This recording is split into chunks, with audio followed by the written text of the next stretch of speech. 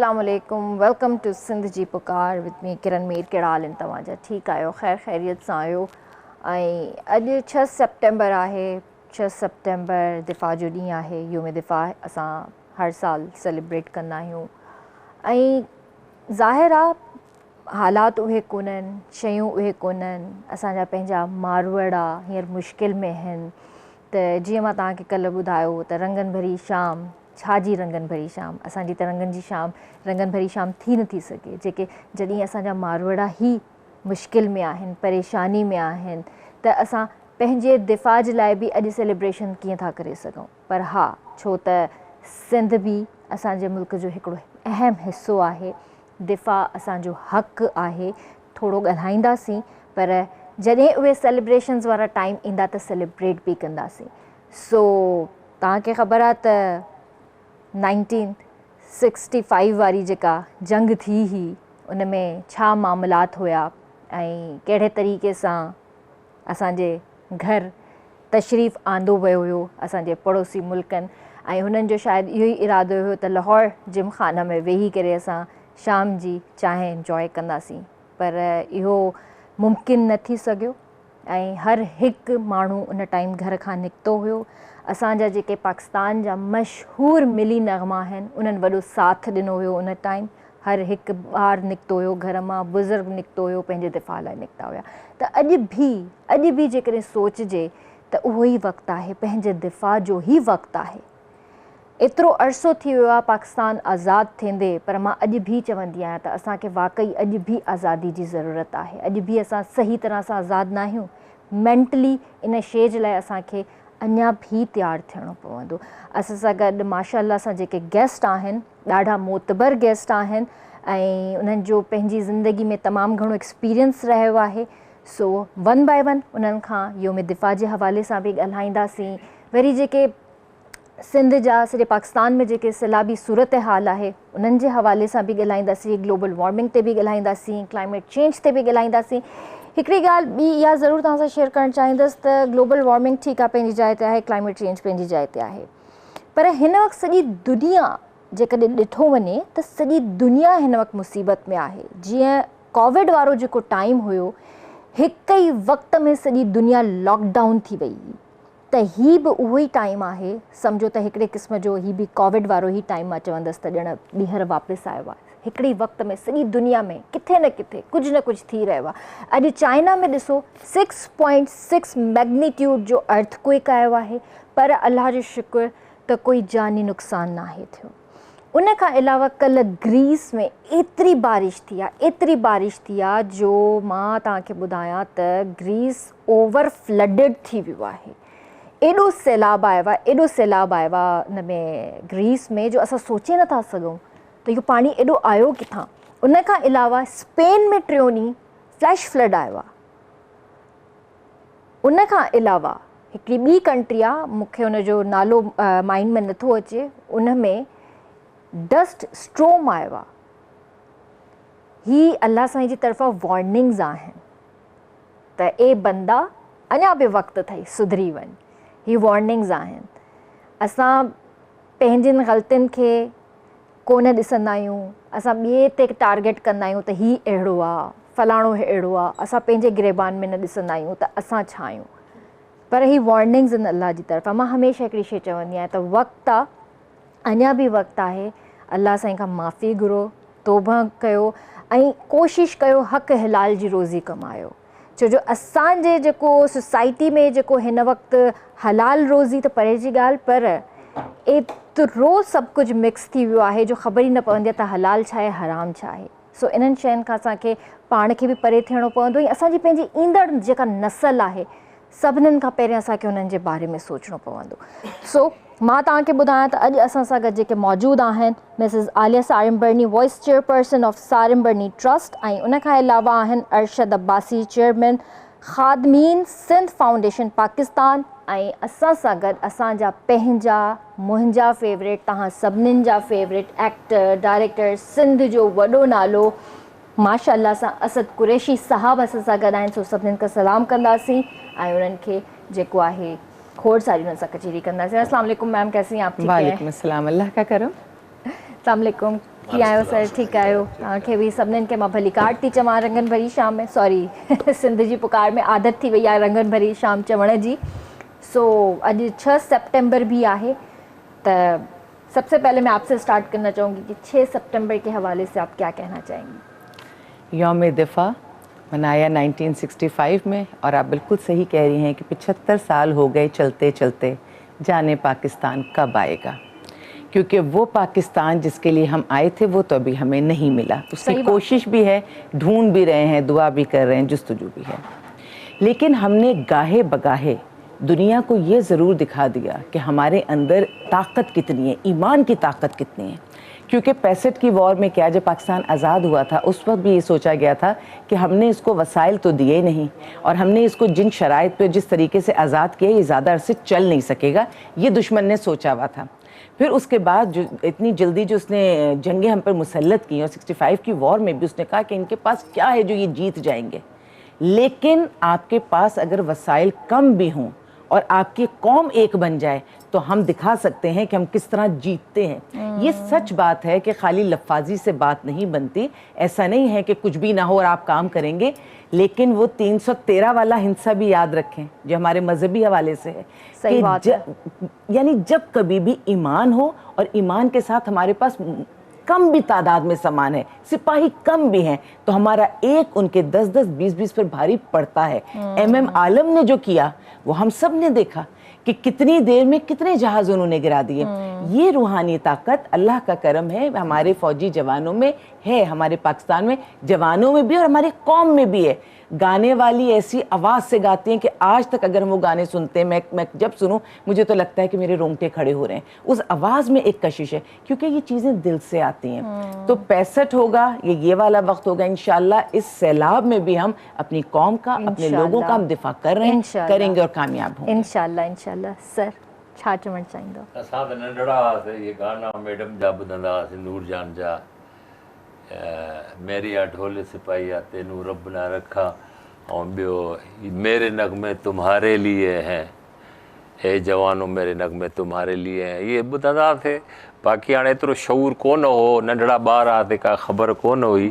बाक़ी इहा ख़बर हुई त 1965 में या हिंदुस्तान और पाकिस्तान जी जंग लॻी आहे, जहिड़ो थो हले, वरी राति जो ब्लैकआउट थींदी, सफ़ा ऊंधे घुप, एतिरे ताईं जो जेको माचिस बि ॿारण कोन ॾींदा, त ॾीओ बि ॿारण न ॾींदा, मथां हिंदुस्तान जो जहाज़ अचे बम हणी वञे। पर छा आहे त उन टाइम क़ौम यकमुश्त हुई, जज़्बो हो, त उन हिसाब सां हिंदुस्तान खे शिकस्त बि मिली वई। ऐं MM आलम जो जॾहिं मैडम ज़िक्र कयो त MM आलम चंद मिंटनि जे अंदरि हुन जा 4-5 जहाज़ जेके आहिनि से किराए विधा, हिकिड़े माण्हू। हालांकि वो बंगाल जो हो, आख़िर ताईं पाकिस्तान जे हिन पाकिस्तान में रहियो, हिते ई मरण पसंदि कयईं। अॼु मज़ार बि हुनजी हिते ई आहे, MM आलम जी। त ज़ाहिर आहे त क़ौम जॾहिं हिकु प्लेटफॉर्म ते हूंदी आहे, जज़्बो हूंदो आहे, त दुनिया जी का बि ताक़त हुनखे शिकस्त नथी ॾेई सघे। ऐं हिन वक़्तु बि असांखे उन ई क़ौमी जज़्बे जी ज़रूरत आहे, ऐं उन क़ौमी जज़्बे जे तहत ई असां पंहिंजे माण्हुनि खे ॾुखनि मां कढी वेंदासीं। हीअ जेका वबा आई आहे, हीअ जेको असांजे मथां कहर नाज़िल थियो आहे, कंहिंजे करे थियो आहे, छो थियो आहे, कंहिंजी कोताही आहे, इहो तमामु वॾो बहस आहे। इन खां वधीक न ॻाल्हाईंदा रहंदासीं। साईं वेठो आहे त असांजो भाउ आहे, असांजो कुलीक आहे, अॼु लॻे थो ॿई ॼणा नीरे ड्रेस में आहियो, असां हेॾा ग्रीन ग्रीन थिया आहियो। छा चवणु चाहींदो सर? 6 सितंबर हवाले खां असां अल्हम्दुलिल्लाह शुक्र अल्हम्दुलिल्लाह जो हिकिड़ो असांखे हीउ मुल्क मिली वियो, ऐं इन जो दिफ़ा शुरू खां वठी पंहिंजो असांजी फ़ौज करे पई, पंहिंजा माण्हू कनि पिया, उनजो तसलसल ही हाणे हले पियो। हेॾी वॾी मुसीबत आई आहे, ऐं माण्हुनि जी माना हर माण्हू मदद थो करे। इहो हर इंसान जे अंदरि जज़्बो आहे त जिते माण्हू रहे थो, जंहिं मुल्क में रहे थो, त पंहिंजे मुल्क जो दिफ़ा करे, पंहिंजे इदारनि जो दिफ़ा करे जेको आहे।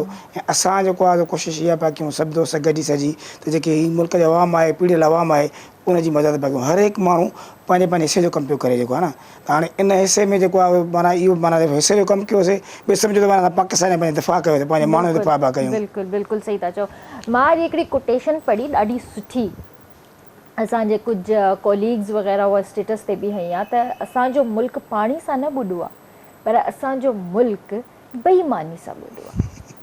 बिल्कुल हाणे मां तव्हांखे हिकिड़ो मिसाल या हकीकत क्या है? करप्शन ये हकीकत एक है। छोटा बेईमानी सा से ही बंदा है डूबा ना, पानी क्या चीज है? नहीं नहीं मैं अभी भी मिसाल अगर दूं, अक्ल आ जाए, जिन लाशों को, जिन चीज़ों को, जिन ज़मीनों पे सबसे ज़्यादा झगड़ा होता है, चाहे शहरी हैं, चाहे नहरी हैं, चाहे आबाई हैं, खानदानी ज़मीनों पे सबसे ज़्यादा झगड़ा होता मैडम है। पैसे रब ज़मीन पे को पानी बिकता है। बिल्कुल हमारे बिकता है। सिंधी में कहते हैं जो पुछड़ी वाला है ना उसको पानी मिलता नहीं है, लास्ट में जो होता है लेकिन वहाँ ज़मीन पैसे दो कैसे तो पानी खत्म आएगा। हो सकती है, ज़मीन कैसे ख़त्म हो सकती है कि जब रब कहता है आसमान से तू अपना पानी बरसाते, ज़मीन से कहता है तू अपना पानी उगल दे, अल्लाह ने करके दिखाया। तो किस ज़मीन पर हम झगड़ा कर रहे हैं?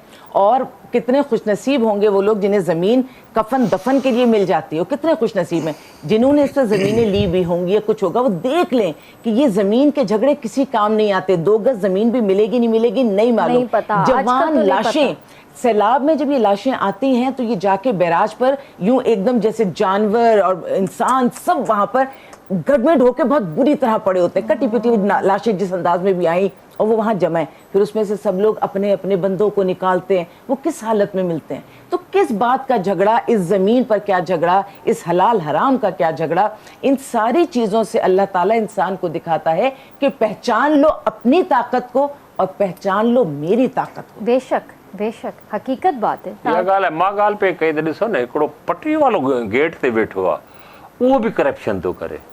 हिते निमाज़ जो चुटो अथसि, किला रखा, उहो बि करप्शन थो करे। माना हेठों कोठी मथे ताईं कंहिंखे ख़ौफ़ ख़ुदा न आहे। सर आदत विझी छॾी से न न ख़ौफ़ ख़ुदा जी ॻाल्हि थो कयां।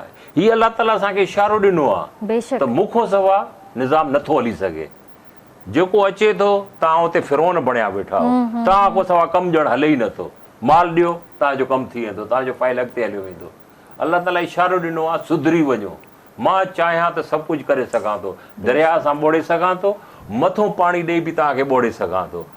छा थियो त जॾहिं पाणी वधंदो वियो त माण्हुनि पंहिंजो जेको माल मता जमा कयो, मारूअड़नि पंहिंजी जान बचाइण लाइ, पंहिंजे बचनि खे बचाइण जे करे उन्हनि जा ज़ंजीर खोले छॾिया, रसा खोले छॾिया। छो त कुझु कोन बचियो न, उनखे खाइण लाइ कुझु कोन्हे, पाणी गाह ई कोन्हे। उहे जॾहिं आया तॾहिं विया। मैडम जेका ॻाल्हि कई त जीअं लुणंदा दरियानि में आया त वञी दरियानि जे दरनि में बेराजनि में वञी फाथा, उन्हनि खे रस्तो कोन्हे। उते ई जेको आहे सो, हालांकि मेंह ऐं सान इहो जानवर पाणीअ जो आहे, इहो तरंदो रहंदो आहे, पर उहो जो अची टकरियो ज़ोर सां, उनखे ॿियो रस्तो ई न मिलियो, उते ई मरी विया। उन खां अलावा इहे वीचारा जान बचाए अची बंधनि ते वेठा। हाणे बंधनि ते बि पाणी अची वियो, रोडनि ते बि पाणी अची वियो। हाणे सुम्हनि किथे सुम्हनि? उन्हनि खे टेंट कोन्हे, 2 खटूं हीअं खणी बीहारी अथनि, मथां जेको आहे हिकिड़ी रेली विधी अथनि त जीअं छांवरो थिए, उस न लॻे। ॿारनि खे ॾींहं जो मखियूं थी खाइनि, पाणी पीअण लाइ कोन्हे। रोडनि ते किथां नलका आया? जेके ॻोठा भर में उहे बि सभु ॿुॾी विया, खूह ॿुॾी विया, मोटरूं, बिजली कोन्हे, का शइ कोन्हे। वरी जंहिं महिल सिजु लहे थो उन खां पोइ मच्छर जेको थो थिए, ऐं उन में मलेरिया थिए थी ॿारनि खे, ऐं उन खां पोइ जिस्मनि ते जेको आहे सो फोड़ा निकिरी पिया आहिनि। डेंगी अलॻि उहो पैदा थियो, हद खां वधीक। 92 केसिस कराची में डेंगी ऐं 86 केसिस जेको आहिनि पंजाब में थी विया आहिनि। पर उते छा हाल हूंदो? उते त हींअर 6 करोड़ को 7 करोड़ आबादी आहे सिंध जी, तक़रीबन 95% ॿुॾी वई आहे। ही सिर्फ़ु वॾा शहर बचा आहिनि असांजा। हैदराबाद में भी पानी एॾो आयो जो माण्हू न पियो निकिरी सघे। हैदराबाद से आप जरा सा बाहर निकले, अभी जैसे पूरी टीम हमारी गई है, तो बस हैदराबाद से बाहर जाएं तो आपको ऐसा लगता है कि दरिया का नहीं लगता है, जैसे आप समंदर के बीच में खड़े हुए, इतना पानी है। और पानी 4 फीट भी है, पानी 6 फीट भी। जो आप बलूचिस्तान में अलग अलग जगहों पे 4 फीट से लेके 6 फीट 8 फीट तक वो पानी है। और फिर वो जो ज़मीन है ना, वो ज़मीन भी कोई इवन नहीं होती। उस ज़मीन में भी ऐसा होता है कि गड्ढे और बुरा हशर, कि अगर कोई शख्स जाता भी है उसको लगता है कि अब मैं बच जाऊंगा, जैसे इतना पानी आ रहा है, उसको पता ही नहीं चलेगा नीचे कितना ज़्यादा पानी है, गड़ा है, वो वहाँ जाएगा तो उसमें डूब जाएगा। यानी पानी में तो नज़र ही नहीं आता ना कि चारों तरफ कितना पानी है, कहाँ ज़मीन किस तरह है, तो उसमें किस किस किस्म के वाक़यात और हालात हो रहे हैं। अभी हम बात करें डेंगू और इसकी तकरीबन 70,000 से लेकर 1 लाख तक औरतें बलूचिस्तान में ऐसी हैं जो एक्सपेक्ट कर रही हैं 2 महीने के अंदर उन्होंने औलादों को इस दुनिया में लाना है। तो वो जो औलादें जिन्होंने अभी देखा ही नहीं, उनके लिए क्या किया जा रहा है। अच्छा, और बलूचिस्तान में हिसाब ऐसा है कि पर्दा बहुत ज़्यादा होता है, उन औरतों को वो मेल स्टाफ की तरफ उससे वो बिल्कुल नहीं जाने तो देते, औरतों को, डॉक्टर्स को, उन्हें ज़रूरत है कि अगर हमने अपनी इस पूरी नस्ल को बचाना है, अच्छा माँ, बच्चा और जच्चा दोनों को ही हमने बचाना है, तो उनको यहाँ से या तो वहाँ जाके उनके सारे ट्रीटमेंट्स करने पड़ेंगे।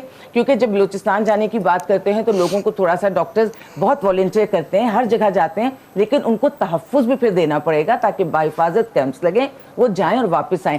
खाली दवाइयाँ भेज देने से वहाँ काम नहीं चलेगा, वहाँ दाई सिस्टम होता है, आपके ये बहुत अच्छी किट्स, ये चीज़ें वहाँ उस तरह से यूटिलाइज नहीं हो पाएंगी क्योंकि आप ज़बानी कलामी टीवी पे बता के, किसी तरह बता के आप उनकी ट्रेनिंग्स नहीं कर पाएंगे, नहीं कर सकते। जेका पंहिंजी खादमे ने सिंध फाउंडेशन जे हवाले सां 2-3 डिलीवरी त तव्हांजे पंहिंजे ई उन एम्बुलेंस जे ज़रिए थी। ये वीचारा माण्हू बना एॾी ॿुॾाई आहे जो ॾिसे हिकिड़े दोस्त जो मामो फोती वियो त उनखे जनाज़े खे पूरण लाइ जॻह कोन्हे। हाणे उहो पूरजे कीअं, जरा काना पाणी आहे, ट्रैक्टर मिटी जो घुराए उहो माना मथे दड़ो करे, उनखां पोइ वरी उहो पेटी में लाश बंदि करे, असां वटि त रवाजु कोन्हे, असां वटि ख़बर हूंदी आहे जेको आहे, पर उहो पेटी में उनखे पैक करे उनखां पोइ उनखे दफ़न कयो वियो आहे। हाणे माण्हू एॾा परेशान लॻा पिया आहिनि। हिते असां वटि जेके केसिस अचनि था पिया, जेको डिलीवरी 8 सीज़र केस थिया आहिनि कराची असांजे कैंपस जे अंदरि, बरसाति में रहंदी आहे। 4 डिलीवरी जेको आहे सीज़र नॉर्मल थिया आहिनि, जेको आहे 6 केस डेंगी जा दाख़िल कराया आहिनि। हाणे इहे माण्हू माना वीचारा केॾे वञनि, कंहिंखे था ॾियनि। सॼी सिंध जो, बल्कि मां त चवंदुमि सॼो पाकिस्तान मां तबाह थी वियो आहे। हाणे पाकिस्तान खां नए सां ठाहिणो पवंदो, महिनत करणी पवंदी। ही जेको हिननि जो सिस्टम जेको आहे न, सॼो एॾो लूज़ आहे, पाकिस्तान गवर्नमेंट जो एॾो लूज़ आहे जो असां माना हिकिड़ी बरसाति था बर्दाश्त करे सघूं।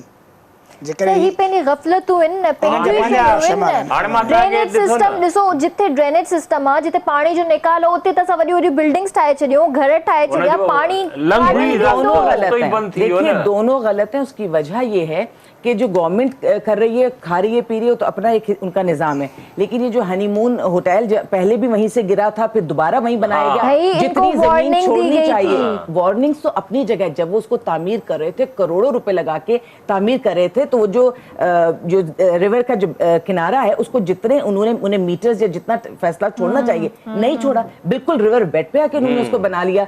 पहले भी सारी कैजुअलिटीज हो गई, पहले भी सब कुछ हो गया। तो वो लोग जो लालच करते हैं, जो इंक्रोचमेंट करते हैं, पेपर वर्क में कुछ और पास करवाया, जब एक्चुअली उन्होंने वहां बनाना शुरू किया, तामीर करनी शुरू की, तो उन्होंने सोचा कि ये भी हिस्सा कवर कर लूं, ये भी हिस्सा। तो ये क्यों नहीं सोचते कि जो भी पेपर वर्क में जो चीजें कही जाती हैं वो इंसानों की बेहतरी के लिए की जाती हैं, और लालच में तो जब भी इंसान पड़ेगा, लालच का अंजाम हमेशा ही कोई बुरा ही निकलेगा।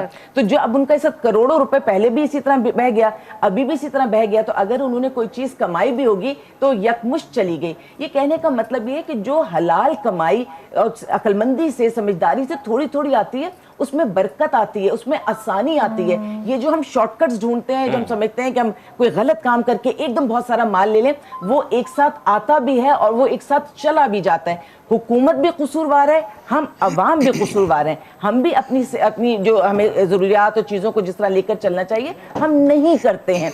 और बात यह है कि जिसको देखो वो दूसरे के कोर्ट में बॉल डाल देता है। आप गवर्नमेंट से बात करेंगे तो पब्लिक से, दोनों में गलतियां हैं, दोनों में कोताहियां हैं, और ये बेहतरी भी तब होगी जब दोनों बेहतर होंगे। इस वक्त जो सूरत हाल हमारे पास है, ये गवर्नमेंट के बस का काम नहीं है कि वो ये सब कुछ कर पाएगी। हमारी फोर्सेस, मैं फोर्सेस के लिए तो जानती हूँ कि जब कभी मेरे जहन में हमारी आर्म्ड फोर्सेस का नाम आता है तो मेरे जहन में आता है कि चाहे जंग है, चाहे सैलाब है, जब तक ये नहीं आते, ये फील्ड में आकर मुनज़्ज़म अंदाज में काम नहीं करते, तो हमारा काम अधूरा रह जाता है। और मैं समझती हूँ कि इनको ऐसे मौक़ों पे अप्रिशिएट भी करना चाहिए और इनके साथ खड़े भी होना चाहिए। सारिम बर्नी ट्रस्ट है, भाई का ट्रस्ट है, और बहुत से ट्रस्ट है, काम कर रहे हैं, अपनी अपनी मद में काम कर रहे हैं, लेकिन हम लोग उतने एक छतरी के नीचे हम एनजीओज उस तरह जमा नहीं हो पाती। इसका कसूरवार कौन है? इसकी कसूरवार हुकूमत है। हम उनको हेल्प करने के लिए, एनजीओ की अपनी हैसियत क्या है, हम उन लोगों को और हुकूमत को हेल्प करने के लिए मौजूद है। तो उन लोगों को यहाँ पर एक साथ जमा करने के लिए, एनजीओज को जमा करने के लिए, जैसे हमारे और इदारे हैं, जैसे हमारी आर्म फोर्सेज है, जमा करे ना हुकूमत, हमें एक साथ बिठाए ना। मैं तो ये देखती हूँ कि हम जब कहीं बैठे होते हैं तो एक अजीब सा मुकाबला, नंबर गेम चल रही होती है, चीजें, उन चीजों से ऊपर आने की जरूरत है। ये बात है कि थियो ही आहे न त हाणे सॼी सिंध असांजी 95% ॿुॾी वई। अञा अॼु बि मां हींअर ख़बरूं ॾिसी आयो आहियां त उन में पाणी जेको आहे सो मंछर जो मुख़्तलिफ़ जॻहनि खां हेठि निकिरणु शुरू थी वियो आहे, वधीक उनजी काफ़ी शहरनि में अचे थो। हाणे थी सघे थो, हाणे मां उहे नाला हिते न वठां, त उन्हनि शहरनि जो रुख रखियो अथई। अल्लाह खैर करे, उन्हनि खे महफूज रखे। रोड के किनारे इतना सामान एशिया की सबसे बड़ी झील और है। दूर दराज में जाने में वो लोग घबरा रहे हैं, तो बहुत बेहतर होगा कि मुनज़्ज़म करें। मैं फिर इसी बात पर आऊंगी कि ये चीज किरण ऐसा नहीं है कि 2 महीने 4 महीने में, ये हमें लॉन्ग टर्म लेके चलनी है। तो जितनी एनजीओज हैं उनको गवर्नमेंट में लाए, एक साथ बिठाए, उनके बेशक इलाके बांट दे या उनके लिए सामान बांट दे। आप टेंट जमा कर लीजिए, आप ये यस अगर आप मिलकर जमा कर रहे हैं तो ये इलाका आप ले लीजिए, ये इलाका आप, ताकि मिलकर इसी बात को हम भाभी कंटिन्यू करेंगे। वक्त हुआ है ब्रेक का जी व्यूअर्स, ब्रेक जो वक्त हुआ कार्यक्रम जो जल्दी वापस आ जाए।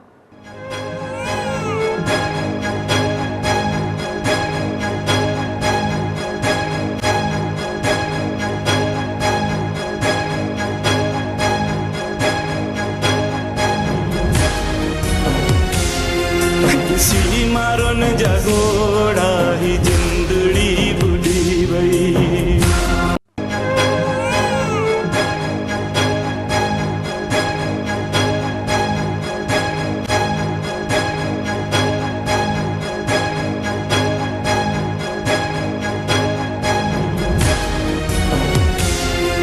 किसी मारो न जगोड़ा ही जिंदड़ी बुढ़ी भई। पेर भलीकार चवंदासीं तव्हांखे सिंध जी पुकार में, ऐं माशाल्लाह सां असांजा गेस्ट असां सां गॾु हिते मौजूदु आहिनि। ॻाल्हियूं घणेई आहिनि जेके 1 बाय 1 उन्हनि सां कंदा वेंदासीं, पर सर पहिरियां सवाल मां तव्हां खां इहो करणु चाहींदसि त जे ॻाल्हि थी रही हुई ट्रस्ट जे हवाले सां या फाउंडेशन्स जे हवाले सां या NGOs जे हवाले सां, त कॾहिं का गवर्नमेंट जी तरफ़ां का अहिड़ी मीटिंग कॉल न थी जो सभिनीनि खे गॾु विहारियो वञे ऐं उन्हनि सां ॻाल्हायो वञे त भई तव्हां हिन जाइ ते कमु कयो, हर कंहिंखे पंहिंजी पंहिंजी हिकिड़ी जॻह ॾिनी वञे, ईअं कुझु न थियो आहे? ईअं असल में गवर्नमेंट करे नथी जेको आहे आउं त चवंदुसि त मुख़्तलिफ़ वक़्तनि ते जेको आहे हथ सां फ्लड आणे माण्हुनि खे ॿोड़ाए माराए, पोइ ज़कातूं ख़ैरातूं सॼी दुनिया खां वठूं, पोइ तव्हां बि खाओ असां बि खाऊं। इहो गवर्नमेंट जो इहो शुरू खां सिस्टम रहियो आहे।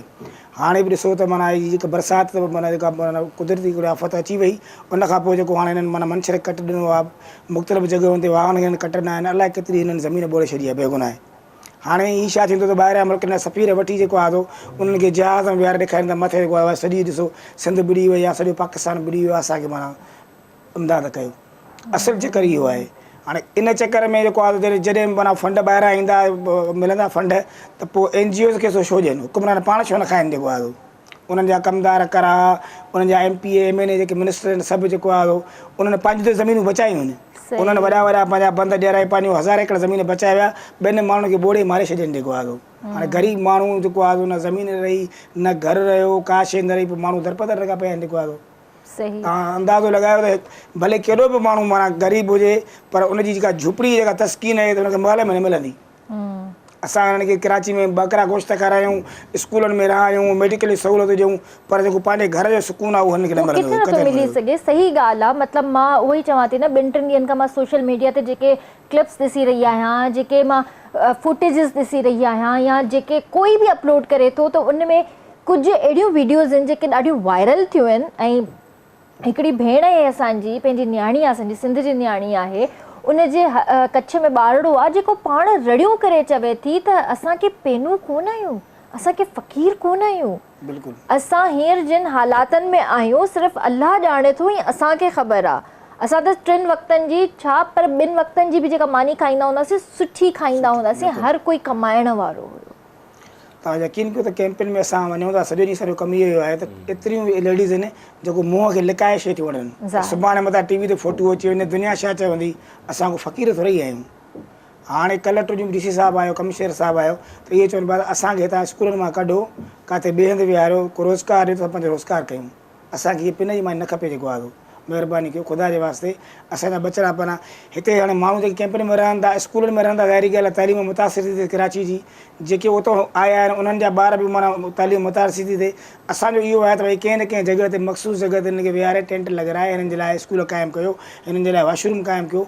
इंटरनेशनल हिकिड़ो रूल आहे त 7 माण्हुनि ते हिकिड़ो बाथरूम, जंहिं कैंप जो मां इंचार्ज आहियां जेको आहे मौसमियात गर्ल्स कॉलेज जो, उते माना हिकिड़े वॉशरूम ते 300 माण्हू आहिनि।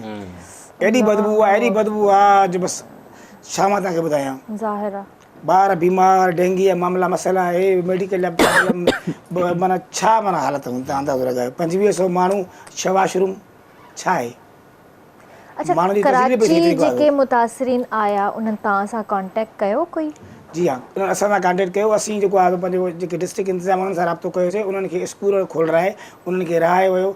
किथे किथे सहूलियतूं मुकमिल आहिनि, किथे किथे न आहिनि। जेको आहे पोइ उन्हनि जे लाइ तव्हां छा कयो आहे हींअर? मतिलबु तव्हां उन्हनि खे कोई रोज़गार जी तरफ़ आणण जी कोशिशि कयो फ़िलहाल था? त अञा त परेशानी लॻी पई आहे। रोज़ नवां माण्हू अचनि था पिया, हर रोज़ नवां माण्हू अचनि था पिया। इहे माण्हू जेसिताईं अची दंग कनि जेको आहे उन खां पोइ हिन जो रोज़गार जो बंदोबस्तु असांजे बस जी NGO जी त ॻाल्हि कोन्हे का। गवर्नमेंट हिननि खे किथे का मतिलबु को रोज़गार खोलाए ॾे, पैसा हिननि गवर्नमेंट या फ़िलहाल जीअं हिननि खे शेल्टर मिलियो आहे त वरी तव्हां हिननि खे वापसि पंहिंजनि घरनि जी तरफ़ रवाना कंदा?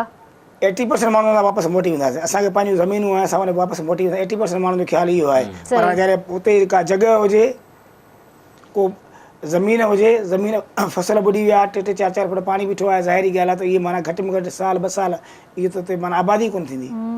उन खां पोइ माण्हू काॾे वेंदा, घर किरी पिया, हाणे किथे रहाइश थींदी माण्हुनि जी। त गवर्नमेंट माना इहे जेको 20-25 हज़ार 20-25 रेसे ते कहिड़ी आहे भाई। तव्हां माण्हू खे हिकु कमरे जो घर ठाहिराए ॾियो, पैसा छो था माण्हुनि खे ॾियो पब्लिक खे। माना सिचुएशन इहा आहे त हिते माना यकीन कयो त जंहिं जॻह ते वेठा आहियूं असां त माण्हू माना रोई रोई, ख़ासि करे जेके अमड़ियूं कुराड़ियूं आहिनि न, त बसि असांजो हियांव छॾी थो पए। उन्हनि खे ॾिसी करे अहिड़ी सूरत लॻी पई आहे। माण्हू मासूम ॿारड़ा, उहे नंढा ॿार बीमार, के कीअं बसि माना ॾिसण जी माना मंज़र आहे। सर तव्हां बि माशाल्लाह असां त कमु कयो आहे जेकॾहिं काफ़ी। ॾिस न, मां जेकॾहिं या तव्हां, असीं जेके फ़नून लतीफ़ा सां वाबिस्ता आहियूं, शोबिस सां, असांखे इन्हनि माण्हुनि हिते विहण ते ठीकु आहे जेका इज़त मिली आहे। अॼु हू मुसीबत में आहिनि त असांजो फ़र्ज़ु आहे त असां उन्हनि जे कमु अचूं। भाऊ जेका ॻाल्हि कई मौसमियात वारी कॉलेज जी, उन कॉलेज जे अंदरि 3 स्कूल ॿिया बि आहिनि। उते माना जेके असांजा इहे मुतासिरीन आहिनि, असांजूं भेनरियूं, असांजा भाइर, असांजूं अमड़ियूं बुज़ुर्ग 2000 जे लॻभॻि आहिनि। हाणे जिते 2000 माण्हू हुजनि, उन खां पोइ सचल ॻोठ ॾे वेंदो 4-5 स्कूल ॿिया आहिनि। उन खां वरी अॻिते वेंदो त वरी हिकिड़ो शाहनवाज़ शर गर्ल्स कॉलेज आहे, उन में अलॻि आहिनि। वरी अॻिते वेंदो गाज़ी ॻोठ में आहिनि। ईअं त ॼार विछायल आहे, पर 3 वक़्तु उन्हनि खे मानी मिले थी, सभु कुझु मिले थी, पर पंहिंजो घर पंहिंजो घर आहे। बिल्कुलु आहे। चवंदा आहिनि मुंहिंजो घर मुंहिंजी जन्नत। बिल्कुलु 100%। उन जन्नत खां वधीक हाणे ही स्कूल तमामु वॾा बहितरीनु सभु कुझु ठहियल आहिनि। पर जॾहिं असां उते वञूं था, भाऊ सां मां बि गॾु हूंदो आहियां उते, जेकी असांजी संगत आहे पूरा वॉलंटियर जे तौर ते कमु कंदा आहियूं जेतिरो पुॼी सघे थो। मुंहिंजे ज़हन में इहो हूंदो आहे त असद कुरैशी तूं त कराची में सेटल आहीं, सभु कुझु आई, हिते ॾिस, हिते जेकॾहिं तुंहिंजी फैमिली, तुंहिंजी ज़ाल, तुंहिंजी धीअ, तुंहिंजी अमड़ ईअं हुजे हा, ऐं तूं ॻोठ मां ईअं अचे हा, तुंहिंजे मथां कहिड़ी क़यामत गुज़रे हा। इंसान खे पंहिंजो ज़मीर झंझोड़े थो। असांजा काफ़ी माण्हू अहिड़ा आहिनि जेके कन लाटार था कनि। कन लाटार आहे, हेॾो ॿुधी हेॾो कढी था छॾनि। इहो नथा चवनि त हिन वक़्तु इहा मुसीबत जी घड़ी हिननि ते आहे। ही ॿियनि खे खाराइण वारा हुआ। अॼु जेके असां उहो मानी टुकरे जे लाइ जेको आहे इंतज़ार में वेठा आहिनि त केॾी महिल सुबुह जो नाश्तो थो अचे, मंझंदि जी मानी थी अचे, राति जी मानी थी अचे। शाबस आहे, मुखैर हज़रात सरंदीअरा आहिनि, ऐं उहे बि माण्हू आहिनि अधे जहिड़ा जिन जी पंहिंजी हिकिड़ी फाउंडेशन आहे। ॿिया दोस्त बि अहिड़ा आहिनि जेके डॉक्टरनि जो बंदोबस्तु कयो अथनि, 3 वक़्तनि मानी जो बंदोबस्तु कयो अथनि, ऐं बुज़ुर्ग जेके आहिनि उनजे लाइ मोहताजनि जिन जूं टंगूं न आहिनि उनजे लाइ व्हीलचेयर जो बंदोबस्तु कयो अथनि, ऐं जेके बाथरूम में नथा वञी सघनि उनजे लाइ कमोड जो बंदोबस्तु कयो अथनि। मुंहिंजो पंहिंजो ज़मीर सिर्फ़ु इन्हीअ करे मूंखे मलामत कंदो रहे थो असद कुरैशी जेकॾहिं तोखे सदोरो ठाहिण में इन्हनि माण्हुनि जो हथु आहे। अॼु तुंहिंजे मथां महल आहे, मल्हाए इन्हनि सां। मां जॾहिं उते वञा थो, बिलीव कयो, मूंखे डॉक्टर मना कंदा आहिनि तुंहिंजी 2 ऑपरेशनियूं थियल आहिनि, ॾुखारे माहौल में न वञ। मां त चयो मरणो त उहो ई आहे, हिकु न हिकु ॾींहुं त वञिणो आहे। पोइ छो न नेकी जा कम करे वञूं। पोइ उते मां वेंदो आहियां, जेको मंज़र था ॿुधायो उहो ॾिसूं था त अखियुनि में असांखे पाण ॻोढ़ा अची वेंदा आहिनि। हिकिड़ी कैंप ते मां वियुसि, मां तव्हांखे अॻो बि ॿुधायुमि ऑफ द रिकॉर्ड, त उहा पई चए त मां उहा औरत आहियां, हीअ जेके मुंहिंजा ॿार आहिनि, हीअ जेके औरतूं आहिनि, इहे मुंहिंजे ॻोठ जूं आहिनि। मां हिननि खे अकेलो नथी छॾे सघां, मूं वटि सभु कुझु आहे। सुभाणे वरी मूंखे उते वञिणो आहे, हिननि खे बि उते अचिणो आहे। मुंहिंजा ॿार दर जी चवट खां ॿाहिरि न निकिता आहिनि मुंहिंजूं नियाणियूं। अॼु बेपर्दा थी करे असां हिते वेठी आहियूं त मूंखे यकीन कयो रोअण अची वियो। मां पाण बेटियों वाला हूं, मैं फनकार हूँ, हिसास हूँ। जब उनकी बातें मैंने सुनी और फख्र से जब वो बता रही थी, मैं रो रहा था। यार ये कितनी बहादुर औरत है। और फिर कह रही है कि बेपर्दा होकर मैं यहाँ बैठी हुई हूँ और मैं इनको छोड़ नहीं सकती। हमारी जो लड़कियां हैं कभी दरवाजे की चौखट से बाहर नहीं निकली। आज जो है हम यहाँ बैठे हुए, मुंह जे मथे ते हथ रखियो, मोचो असां तव्हांजा भाइर आहियूं। ही जेके वॉलंटियर आहिनि, इन्हनि जे घर में भेनरियूं माइरूं आहिनि, इहे सभु तव्हांजा भाइर आहिनि। तव्हांखे तिर जेतिरी बि तकलीफ़ न ईंदी। चए थी त इहो सभु कुझु सही आहे, पर हिन वक़्तु असांजे मथां जेका मुसीबत आई आहे, अलाए 2 महीना हले, अलाए 3 महीना हले, जेके ॻाल्हियूं ॿुधूं था, पाणी जेको आहे 10-10 फुट 6-6 फुट, इहो सुकंदो कीअं? हाणे वञे काॾे, रस्तो काॾे बि कोन्हे। हेॾे ॾिस बि पाणी अछाण लॻी पई आहे, हीअं ॾिसो अछाण लॻी पई आहे, हीअं ॾिसो अछाण।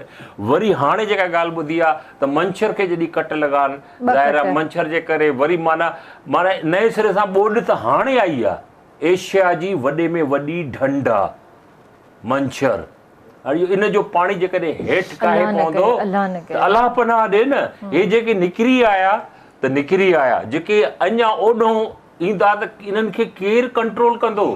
अल्लाह जी ज़ात आहे, अल्लाह जी ज़ात आहे, पर उहे जिन जे मथां आहे, जेके गवर्नमेंट में वेठा आहिनि, उन्हनि ते बि त फर्ज़ थिए थो न। बिल्कुलु आहे। सिर्फ़ु असांजी फ़ौज जेका आहे उहा थी जेको आहे उन्हनि खे उतां कढे ॿिड़ियुनि जे ज़रिए, या जेके असांजा ही फाउंडेशन वारा आहिनि पंहिंजा, या हिननि जा पंहिंजा जेके ॿिया आहिनि, उहे बंधनि ते वञी मानी था पहुचाइनि। उहे उन्हनि वटि जेको आहे सो पाणी पहुचाइनि था। उहे उन्हनि वटि नंढड़े ॿार मानी ॾेखारनि, यकीन करे हीअं झपड़दा।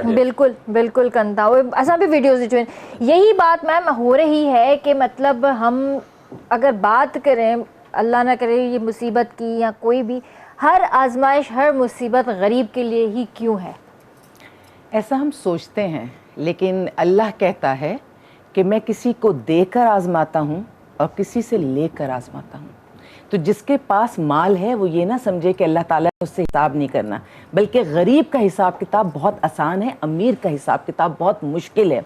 ये जब तक हम माइंडसेट चेंज नहीं करेंगे ये बात समझ में नहीं आएगी।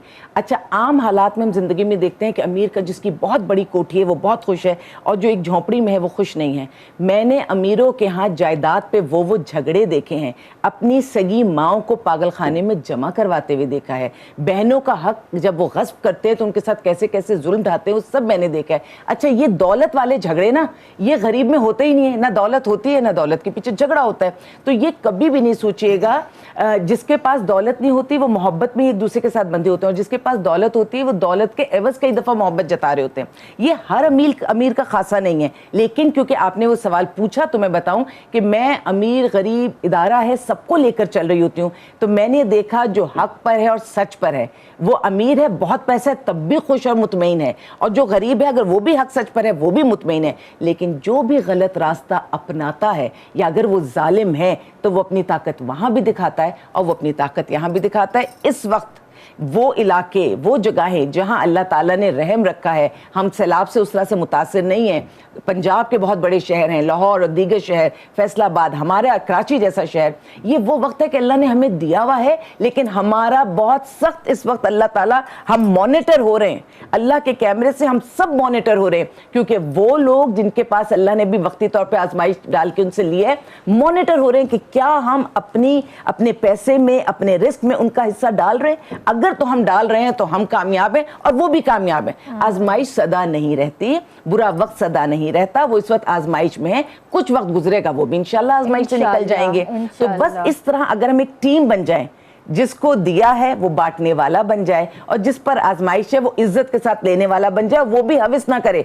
क्योंकि सारिम बर्नी ट्रस्ट इस वक्त पूरे बलूचिस्तान में बहुत, जितने हमारे पास ज़ाहिर पीछे से लोगों ने इमदाद की, वो हम बलूचिस्तान में बांट गए। फिर हम जाके अगर वीडियोज़ हैं चल जाए तो हम एक उसमें भी हम डिटेल हम कर सकेंगे, वहाँ बांटा। फिर अभी हमने सिंध में बांटा, उसमें कुछ चीज़ें हमने जो मैं स्पेशली मैं कहना चाहूँगी अगर मुझे नज़र आ जाएगा, हमने बाकायदा लाइन्स बनवाई हैं और हमने बाकायदा उनका पेपर वर्क वर्क किया है, लिस्टें पूरी तैयार की हैं। अच्छा, शुरू में जो हमारे पास इनिशियली यहाँ से लोग गए थे वो हम मॉस्पिल और नेट और उस तरह की चीज़ों पे हम जा रहे थे। अब जैसे ये राशन है, इस राशन को जमा, और आप एक चीज़ और नोट करें कि रात के वक्त हम लोगों ने इसको तरीके से ऑर्गेनाइज किया हुआ है। ये वो जगह है जिसमें वहाँ के एक मकामी लोग थे, ये बलूचिस्तान का है, वहाँ के मकामी साहब थे, वहाँ के सरदार थे, उन्होंने हमें और ऐसे ही चलते चलते ही मिल गए थे वो। यानी लोग क्योंकि काम को जानते हैं तो हमारी मदद इस तरह करते हैं कि उन्होंने, ये बूढ़ी खातून हम देख सकते हैं, लोग कह रहे हैं ना कि रोड पर बांटो, अरे ये माएँ, ये बूढ़ी बीमार औरतें, बच्चे, ये नहीं हम तक पहुंचेंगे, हम इन तक पहुंचेंगे। और ये देखिए सारी ये जो लिस्टें चल रही हैं, हमारे लोग इस थक के खड़े, और जो लिस्टें हमने पूरी एक एक चीज़ की लिस्टें बनाई हैं। अब ये इसमें कुछ तस्वीरें अगर जैसे अभी इस वक्त नहीं हो सकते, अगर जूम की जाए तो नंग धड़ंग बच्चे हैं। मैंने ये क्यूज जो मैं भी बात करी थी कि इतने ऑर्गेनाइज्ड वे में हमने कोशिश की कि काम हो कि एक बंदा 6 महीने का राशन ना जमा कर सके, बल्कि हर बंदा सुकून रखे कि आज अल्लाह ने राशन पहुंचाए, वो कल भी पहुंचाएगा। और ये टेंट हम लोग जैसे दे रहे हैं, क्योंकि सबसे बड़ी जरूरत जो है, जैसे भी भाई जिक्र कर रहे हैं कि वहां पे इज्जत का एक बड़ा एक माहौल है। यानी बलूचिस्तान में इतना, बलूचिस्तान में और सिंध में भी हमारे यहाँ है कि वो औरतें बाहर नहीं निकलेंगी, हम तक नहीं पहुंचेंगी। अब जैसे बूढ़ी माँ, इसको सिर्फ आपने पानी या खाना देना नहीं है, वहां बैठकर इसकी दिलजोई करनी है, इसको इस बात को बावर कराना है कि तुम्हारे अगर सारे लोग सैलाब में बह गए हैं तो अल्लाह की जात ने अगर तुम्हें जिंदा रखा है, तुम्हारी जिंदगी का मकसद है, तुम अपनी जान खुद नहीं ले सकती, तुमने खाना है, पीना है, दोबारा जिंदा होना है, सिर्फ इसलिए कि अल्लाह जिसको वापस बुलाना चाहता है वो ही वापस जाएगा, और जो यहाँ रह जाएगा उसको जिंदा रहना है। स्प्रे वगैरह, ये हमारे टेंट्स हैं, ये हमारी लाइफ सेविंग जैकेट्स हैं, और हमने स्प्रे वहाँ किए, जैसे मैंने बताया कि पहले हमने मॉस्पिल और उन चीज़ों का काम किया था, उसके बाद हमने वहाँ पर वो बड़ी बड़ी गन्स होती हैं, उसमें हम स्प्रे लेकर गए, जो हम जहाँ पे कैंप्स लगाए हैं वहाँ पे हमने सारा स्प्रे कर दिया। अब उससे कि कई घंटे तक, जैसे रात को आप कर दें तो रात सुकून से गुजर जाती है। वहाँ मच्छर, सिर्फ मच्छर नहीं है, ऐसे ऐसे हशरात निकले हैं कि आप अगर बात करें तो मुंह पे टकरा रहे, सांप इस तरह से काट रहे हैं, बच्चों को रात के अंधेरे में, बच्चे हैं अपनी रफ़ाए हाजत के लिए जा रहे हैं या वैसे किसी वजह से, या वो, अच्छा चारपाइयाँ तो है नहीं, वो ज़मीन पर हैं, तो ज़मीन पर सांप के लिए बहुत आसान है कि आके वो काट लेगा। बच्चों के पैर सूज रहे हैं, बुरा हाल है, एम्बुलेंस का तो तसव्वुर नहीं है, रास्ते नहीं है, तो उस सूरत में हमारी जो गाड़ियाँ हैं वो उनको लेकर जाते हैं, तो यहाँ से इंजेक्शंस भेजे जाएं। जो कहने का मकसद है कि उन चीज़ों को भेजिए जो बहुत ज़रूरत है, बहुत महंगे इंजेक्शंस नहीं होते, और वो इंजेक्शंस भी टेक्निकल लोग ही लगा सकते हैं कि कितनी मेडिसिन उनको देनी है जिसको भी सांप काटे, वहां भेजें, क्योंकि बलूचिस्तान में सांप ने इंसान की जिंदगी मुश्किल कर दी है।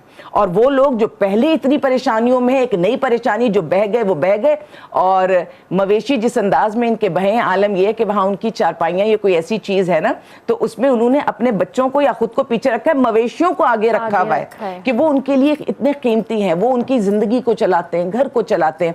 तो वहां पर बहुत कसमापुरसी है, और इस वक्त उन चीजों को मत भेजिएगा जो हम आज से 1 महीने पहले कह रहे थे कि भेजिए। जैसे उस वक्त हम कह रहे थे कि आप बिस्किट्स भेजिए, आप इस तरह के ड्राई आइटम्स। अब वहां पे अल्लाह का करम है कि वहां पे इतनी है, वो आइलैंड की तरह ही खुशकी हैं, जैसे चारों तरफ पानी, लेकिन बीच में अगर खुशकी है तो उन्होंने अपने आप को वहां पर बिठाया हुआ है। तो हमने इनको राशन के साथ, ड्राई आइटम्स के साथ, फिर हमने चूल्हे भी दिए हैं, ताकि वो खवातीन, जैसे अभी जिक्र हुआ ना कि वो निकल नहीं सकती, उन्हें आना मुश्किल है, उनकी अपनी रिवायात है, मैंने उनकी रिवायात के साथ उनको लेकर चलना है। अगर वो मेरी तरह बात करने को पसंद नहीं करती और वो अपनी चारदीवारी में रहना चाहती हैं, मैंने उन्हें रोड तक नहीं बिठाना, मैंने उन्हें रोड पर नहीं पहुंचाना, मैंने उनके कल्चर के साथ सामान उनके घर के अंदर देकर आना है, मैंने उनको चूल्हा वहां पर देकर आना है। या जो कैंप्स है, कैंप्स में भी जैसे औरतें एक साथ हैं, उनको चूल्हा दे देंगे, उनको सामान दे देंगे, फिर वो वहां पर खुद उसको पकाएंगी, मर्दों का अलग, औरतों का अलग। तो ये इंतजाम करना पड़ेगा। एक माइंड सेट है हमारे उन रूरल एरियाज का, और उसमें औरत और बच्चा ज्यादा वो तो मुश्किल में, लेकिन मैं ये नहीं कहूंगी कि मर्द मुश्किल में नहीं है, क्योंकि जो मर्द मीलों चल चल कर हमारे पास आए और हमसे राशन लेके उन्होंने ये कहा कि एक गंदम का दाना घर पे नहीं है, तो उस मर्द को भी मैं सलाम करती हूँ जिसने अपने बच्चों को, अपनी औरत को, अपनी माँ को वहां बिठाया होगा और उसने कहा होगा मैं जिंदा हूं, मैं आपको राशन लाके देता हूँ। मीलों, और इतना इतना पानी है, और उस बंदे ने खुद क्या खाया होगा। आप कहते हैं बिस्किट, वो लोग बिस्किट से थोड़ी चल सकते हैं, वो सख्त जान लोग हैं, सख्त काम करते हैं, उन्हें गंदुम चाहिए, वो प्याज के साथ रोटी खा सकते हैं, उन्हें कोई मसला नहीं है, वो प्याज रोटी से भी जी सकते हैं, लेकिन उनको गंदम की ताकत चाहिए। और इस वक्त उन्हें इतनी ज़्यादा उन लोगों को ताकत चाहिए क्योंकि बहुत मुश्किल से निकल रहे हैं। इन्होंने बच्चों के लिए चारपाइयाँ हैं, नीचे वो जो पानी के ड्रम्स होते हैं वो लगा के अपनी कश्तियाँ भी खुद ही बना ली हैं। और जिन जगहों पे इलाकों पे सारिम साहब गए हैं और सारिम बनी ट्रस्ट ने काम किया है, उन्होंने कहा एनजीओ तो अपने तौर पे काम कर रही है लेकिन इंतज़ामिया और हुकूमत कोई भी यहाँ पर नहीं आई है। और यहाँ पे अगर मैं ये समझूं कि कश्ती की बात करें कि कश्ती चलाएं, ग्राउंड रियलिटी कुछ और है। ग्राउंड रियलिटी है कि अभी आप कश्ती में बैठे, अब कश्ती एक जगह पे गई, वहाँ थोड़ा सा हिस्सा खुश्की का आ गया, अब आप कश्ती को कहाँ रखें और खुश्की पे कैसे हैं? अच्छा, फिर आप खुश्की पे आ गए, आगे फिर पानी आ गया। आप उन चीज़ों को अंदाज़ा कीजिए ना कि वो कश्ती से भी सफ़र नहीं कर सकते, वो पैदल भी सफ़र नहीं कर सकते। मैंने यहाँ से कपड़े भेजे थे शेल्टर होम से और खाने का आइटम वो भेजे, वहाँ जाके पता चला सारिम साहब को कि हम सिर्फ कपड़े, इनके तो पैरों में चप्पल नहीं है। वही आपकी एक वीडियो हमने देखी थी, अगर वो मेरा ख्याल है अगर चलाई जाए तो बहुत अच्छा हो जाएगा, क्योंकि सारिम साहब एक जगह पे खड़े हुए, वो एक शॉप है पूरी जूतों की, जी हाँ, और वो सारी जूतियाँ चप्पलें वहाँ से आप लोगों ने बाय की हैं, और 2 बच्चे तो वहाँ पर आए जिनको आपने चप्पलें भी पहनाई हैं। उनको देख के तो अंदाजा हुआ। अब देखो जब हम अच्छे माहौल में बैठे होते हैं ना तो हमें कई चीज़ों का पता ही नहीं चलता। जैसे मिसाल के तौर पे हम तो एक फ़ोन कॉल करते हैं, खाने का ऑर्डर आता है, उसमें से ज़ाया भी करते हैं, सब बैठ के खाते हैं, हज़ारों का। हम कराची में अल्लाह का करम है, बड़े शहरों में पैसे वालों के पास ये चीज़ है, हम ये सोच भी नहीं सकते कि एक आटे की बोरी के लिए कोई पानी में मीलों चल कर आएगा। हम उन चीज़ों को तो मैंने यहाँ से कपड़े बहुत भेजे, मैंने और मैं एक बात और बताऊं, सिर्फ कपड़े नहीं, मैंने तो जब मैंने अपनी शेल्टर की औरतों को कहा तुम्हारे पास जो एक्स्ट्रा अच्छे कपड़े हैं, ये भी आपके जी बिल्कुल शेल्टर की है मेरा ख्याल, बिल्कुल ये मेरे शेल्टर की है, और ये पीछे शेल्टर की लोग बैठे हैं और ये शेल्टर की ही बच्चियां कपड़े वगैरह पैक कर रही हैं। और बच्चों ने पता है क्या दिए? मेरे शेल्टर के बच्चों ने अपने खिलौने दिए। और मैंने इन सबको ये चीज़ बताई कि सैलाब क्या होता है, ये बहुत मुसीबत में सारे लोग मौजूद हैं, लेकिन मैंने इनको बताया कि तुम बहुत अच्छी हालत में हो, वो जो सैलाब में वो तुम तो शेल्टर में इज्जत से बैठो, इससे भी मुश्किल हालत में।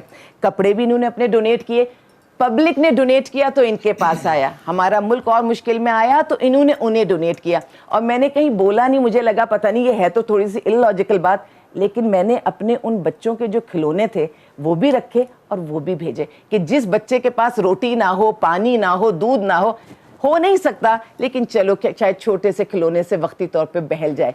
एक वीडियो आई थी खाली पतीली में ना, एक बच्ची बैठी हुई खाली हाथ से एक्टिंग, वो अपने दिल को बहला रही है। तो ये ना इंसानी कैफियत होती हैं, ये हम कई दफ़ा बड़े लॉजिकल हो जाते हैं।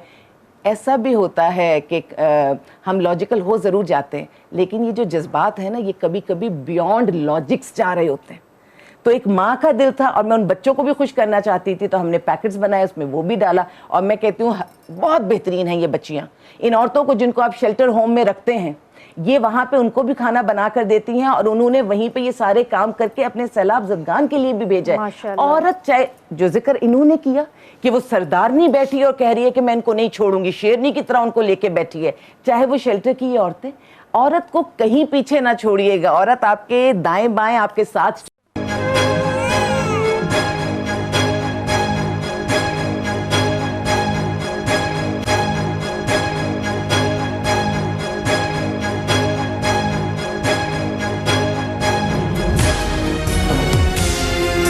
सी मारो न जगोड़ा ही जिंदड़ी बुढ़ी वई। मेहर भरी कार चवंदासीं तव्हांखे सिंध जी पुकार में। ऐं जेको आहे माशाअल्लाह सां हर कोई पंहिंजी पंहिंजी जाइ ते सुठो कमु करे रहियो आहे। जीअं सारिम बरनी ट्रस्ट पंहिंजी जाइ ते सुठो कमु करे रही आहे ऐं काफ़ी कमु कयो आहे उन्हनि बलूचिस्तान में, सिंध में। तीअं ई ख़ादमीन सिंध फाउंडेशन आहे, उन्हनि बि तमामु बहितरीनु कमु कयो आहे सिंध जे हवाले सां।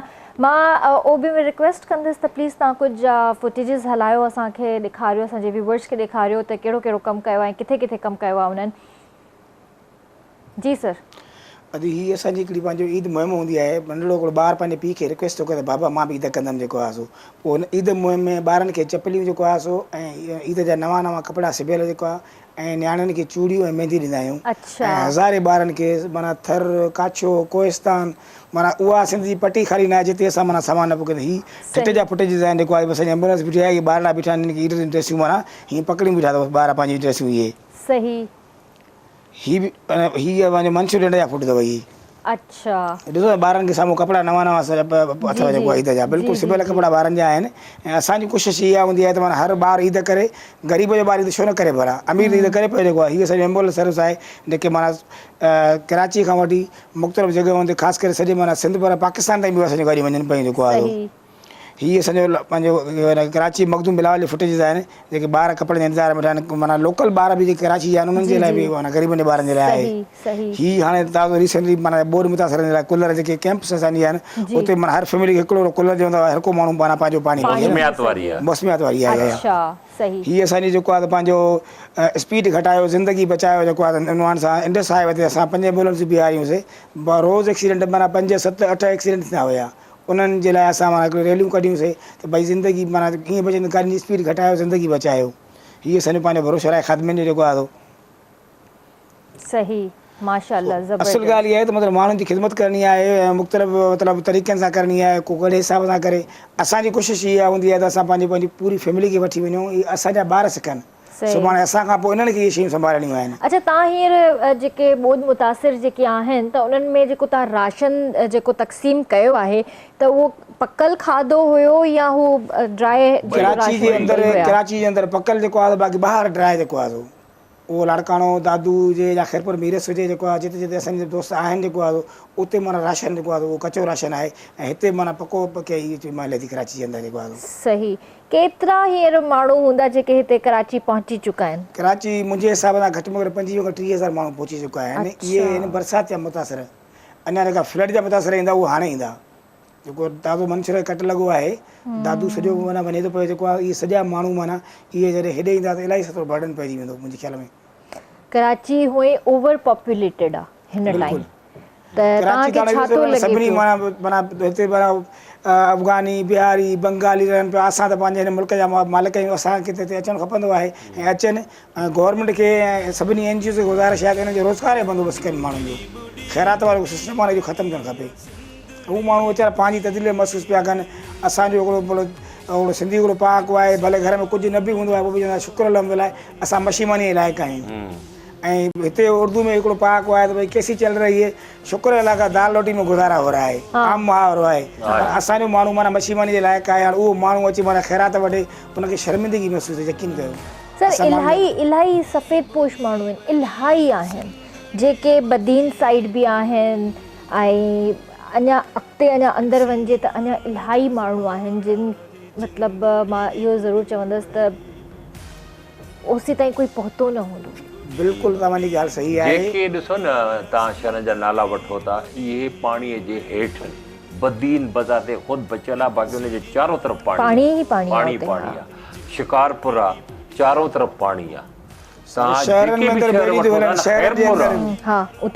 उतां जो हाणे त केतिरा वज़ीर आला उतां जा रही चुका आहिनि पर उन में बि पाणी हेतिरो ॿेड़ियूं हलियूं तव्हां सोशल मीडिया ते ॾिठो हूंदो मंज़ूर वसाण सां वेठो आहे ॿेड़ी थी थो वञे अहिड़ा कई वाक़िया आहिनि हाणे सफ़ेद पोश जेके आहिनि उहे किराए ते घर वठनि था हाणे राशन जेको आहे मुखैर हज़रात सरहंदी वारा कैंपियूं लॻाए उन ताईं पहुचाइनि था घणा था चवनि न असां पहुची वियासीं जान बचाईसीं असां पाण ख़र्चु कंदासीं हिते वॾी बदकिस्मती आहे त हिकिड़ो माण्हू वठण वारो आहे उहो त वठे थो न जेको माण्हू शर्मिंदगीअ खां घुरी नथो सघे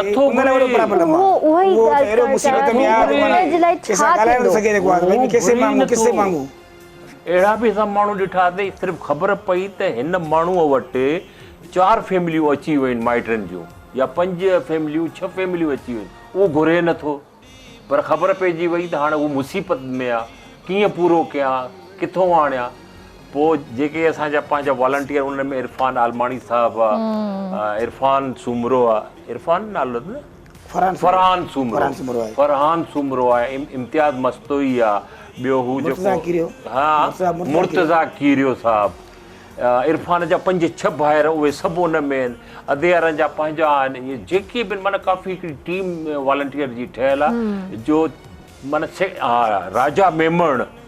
राजा मेमण सुबुह जो जेको आहे सो नाश्तो जेको आहे सो पहुचाए थो वञे पंहिंजी माना निगरानी में जेको आहे पंहिंजो कमु करे पियो वॾी जेका तकलीफ़ थी अचे उहा थी अचे उहे जेके घरनि में ओसि ताईं राशन कीअं पहुचे हाणे पोइ ॻोल्हणो थो पए त कंहिंजे घर आहे हाणे उहे घुरनि नथा पर असां ज़ोरी वञी उन्हनि खे ॾियूं था भई मदद न आहे असां ॿाहिरि आहियूं जीअं ईद ते ॾींदा आहियूं हिक ॿिए जे घरनि में ख़ुशी जे मौक़े ते ॾींदा आहियूं ॾुख जे मौक़े ते बि ॾींदा आहियूं त हाणे असां तव्हांखे इहो ॾियूं था तव्हां कॾहिं बि इहो न सम्झो तव्हां असांखे पंहिंजो भाउ सम्झो था न हा सम्झो था इहे असांजूं भेनरियूं आहिनि न हा इहे भेनरियूं हीअ असांजी अमड़ आहे हे बाबो आहे असां पंहिंजे पीउ खे ॾियूं था पंहिंजी अम्मा खे ॾियूं था पंहिंजी भेण खे ॾियूं था तव्हांखे कहिड़ो एतिराज़ आहे ऐं उनजी दिलि वधायूं था माना हुनजी उहा बि न थिए अहसास महरूम में हिकिड़ो थींदो आहे नफ़सियाती दबाव में अची वेंदा आहिनि यार ईअं न जो सुभाणे पाड़े वारा सोचनि था न राशन मिलियो राशन ते पलजनि था इहो बि उनखे माना लिकाइणो आहे वही ॻाल्हि आहे न त अलाह साईं त इहो फरमायो आहे त अगरि तव्हांजे पाड़े में कोई बुखियो सुम्हंदो त मां उनजो बि हक़ हिसाब तव्हां खां ई त वठंदसि गवर्नमेंट किथे आहे त तव्हांजे घर में हुयो तव्हांखे ख़बर हुई त हू बुखियो सुतो आहे हुन मानी न खाधी आहे त तो हुनजो ख़्यालु छो न कयो हीअ त असांजा पंहिंजा मारवड़ आहिनि इहो अज़ाब कंहिंजे मथां किरंदो सोचण वारो मक़ाम आहे न न इहो अज़ाब कंहिंजे मथां किरंदो जेका गवर्नमेंट आहे उनजो फ़र्ज़ु आहे हाणे केतिरा ॾींहं इहे कॉलेज में वेठा हूंदा केतिरा ॾींहं स्कूल में वेठा हूंदा उन्हनि जा ॿार जिन जा ॿार घरनि में जिनके बच्चे घरों में बैठे हुए हैं उनकी तालीम मुतासिर हो रही है 3 माह तक मैं गारंटी से कह रहा हूँ पानी नहीं सूखेगा ये पानी सूख भी जाएगा मामला कैसे सूखेगा 6-6 10-10 फीट के रास्ता ही नहीं है ना मैं आपकी बात अगर यूं जाएगा पानी है मैं एक एजम्पशन करूँ ये एक एजम्पशन है कि लाइक एज्यूम कर लेते हैं सूख भी जाते हैं उसके बावजूद ये पानी बहुत गंदा पानी हो गया जब बारिश हो रही थी सैलाब नहीं है चलो पानी सूख गया घर तो टूटे हुए घर को भी आप बना देंगे अभी उनके पास माल मवेशी चले गए जो जमीन है ये बहुत टाइम तक ये काश्त के काबिल ही नहीं रहेगी उसके अलावा मुझे जो 1.5 साल तो मुझे लगता है 1.5 साल तो लगेगा जो वहाँ मूंखे जेको वॾे में वॾो ख़तरो ऐं भउ थो थिए बख़ुदा आपको भी जहन में बात आएगी 1 महीने के बाद सर्दी शुरू हो रही है जी बिल्कुल वो भी ये जो बंदों पे बैठे हुए हैं रोडों पे बैठे हुए हैं या कैंपों में है रजाई नहीं है और कंबल नहीं है ये गुजरती दो सर्दी में कराची में ले आना ये सिसक के मर जाएंगे बच्चे ये चीजें कोई इसका हल नहीं है इसका एक मुस्तकिल हल होना चाहिए और वो मुस्तकिल हल यही है कि इनको इनकी जगहों पर फैसिलिटेट करना चाहिए ये पानी मैंने कहा ना चाहे वो 3 महीने में चाहे 6 महीने में उसके बावजूद यहाँ पर जो फर्टिलाइजर्स डालने पड़ेंगे इस जमीन को जो काश्त के काबिल करना पड़ेगा इसको जो प्लो करना पड़ेगा उसको हल जो भी चीजें इसको यहाँ करनी पड़ेंगी ट्रैक्टर से जिस तरह से भी जो भी चीजें वो करनी पड़ेंगी ये खुद अपने आप में एक बहुत बड़ा बजट का काम है मैं तो भी हमारा तो जैसे मैंने कहा ना सारिम साहब तो बाय रोड ही गए माशाल्लाह पूरा काफला सब अल्लाह ने कराची वालों को बेके पाकिस्तान वालों को बड़े ही कोई दिल दिए है वो उन्होंने ये भी नहीं सोचा कि हम अपनी जो हमारे साथ लोग गए कि क्या हशर होगा उस गाड़ी का ये किस चीज का बाय रोड सारिम साहब बलूचिस्तान भी गए और बाय रोड वहां से वो सिंध भी गए लेकिन ये जरूर है कि एक जगह उन्होंने वो इतनी तकलीफ में आ गए कि सारिम साहब वैसे बहुत धीमे इंसान है लेकिन जब वो 10 घंटे रोड पर खड़े रहे हैं ना तो उन्होंने वहां से एक शॉर्ट सी वीडियो बनाई कि मैं हुकूमत से ना पैसा मांगता हूँ ना मदद मांगता हूँ ना कुछ और कह रहा हूँ हमारी अवाम ये सब कुछ कर लेगी खुदा के वास्ते रोड तो खोल दीजिए हम उन लोगों तक पहुंचे कैसे वहां पे जो ट्रक्स हैं वो 5-5 दिन से वहां फंसे हुए हैं तो आप सोचिए ना कि जब जो लोग लेके जा रहे हैं कुछ काम ना एनजीओ कर ही नहीं सकती अब ये रोड का नेटवर्क है इसको खुलवाना है सारा निजाम बनाना है ये हर हाल में हुकूमत के सिग्नेचर्स हुकूमत से होते हैं तो इतना तहम्मुल वाला इंसान सारिम साहब जो इतने उससे गए तो मैं ये कहना चाह रही हूँ कि प्लीज एनजीओज के जो भी लोग काम कर रहे हैं उनको काम करने में हुकूमत आसानी पैदा करे हम पैसे भी चलें पब्लिक हमें पैसे भी दे देती है चीजें भी हो जाती हैं फिर वहां तक हम एक्सेस किस तरह करें और अभी रिसेंटली तो कुछ ऐसा भी हुआ है कि बैंक के थ्रू इदारों के पास वो नहीं आ पाएगी वो फंडिंग वो आप गवर्नमेंट के उसमें दे सकते हैं वो भी एक सिलसिला चल रहा है तो हमारी जो पाकिस्तानी अवाम इस वक्त देख रही है आपको अंदाजा नहीं है कि एनजीओज किस तरह से अपने आप को संभल कर लेकर चल रही हैं और कहां से फंडिंग आ रही है और कहां फंडिंग खत्म हो रही है हम हर महाज पे खड़े हुए हैं चाहे हुकूमत के हवाले से है तो वहां पर भी बहुत बातचीत करनी पड़ती है उन्हें समझाना पड़ता है मनाना पड़ता है बात फिर वो ये कि एनजीओ के पास अख्तियार कुछ भी नहीं है एनजीओ सिर्फ एक हेल्पिंग हैंड है हुकूमत की लेकिन अगर हुकूमत उसको उस तरह से लेकर चले हम सिर्फ क्या करते हैं कि एक हम ख्याल लोग साथ मिलते हैं हम कहते हैं चले अपनी मदद आपके तहत काम करेंगे तो बहुत सारी जगहों पर ये मसले चल रहे हैं तो अपनी एनजीओ को गवर्नमेंट को सपोर्ट करने की जरूरत है वरना वो बेचारा गरीब आदमी के हुकूमत ने कितनों को खिलाने देखिए ये हर बंदे को 3 करोड़ लोग कोई मजाक बात नहीं है हर बंदे को लोगों को ओन करना पड़ेगा तब ये मसला हल होगा तो खुदारा NGOs हों या जो भी, उनको मिलाएं भी और उनके काम में आसानी पैदा करें। और वो लोग जो NGOs को ट्रस्ट करते हैं और NGOs को डोनेशन देते हैं, गवर्नमेंट ये ना समझे अगर वो उसको उस तरफ डाइवर्ट कर देंगे, वो अपने डोनेशंस रोक लेंगे।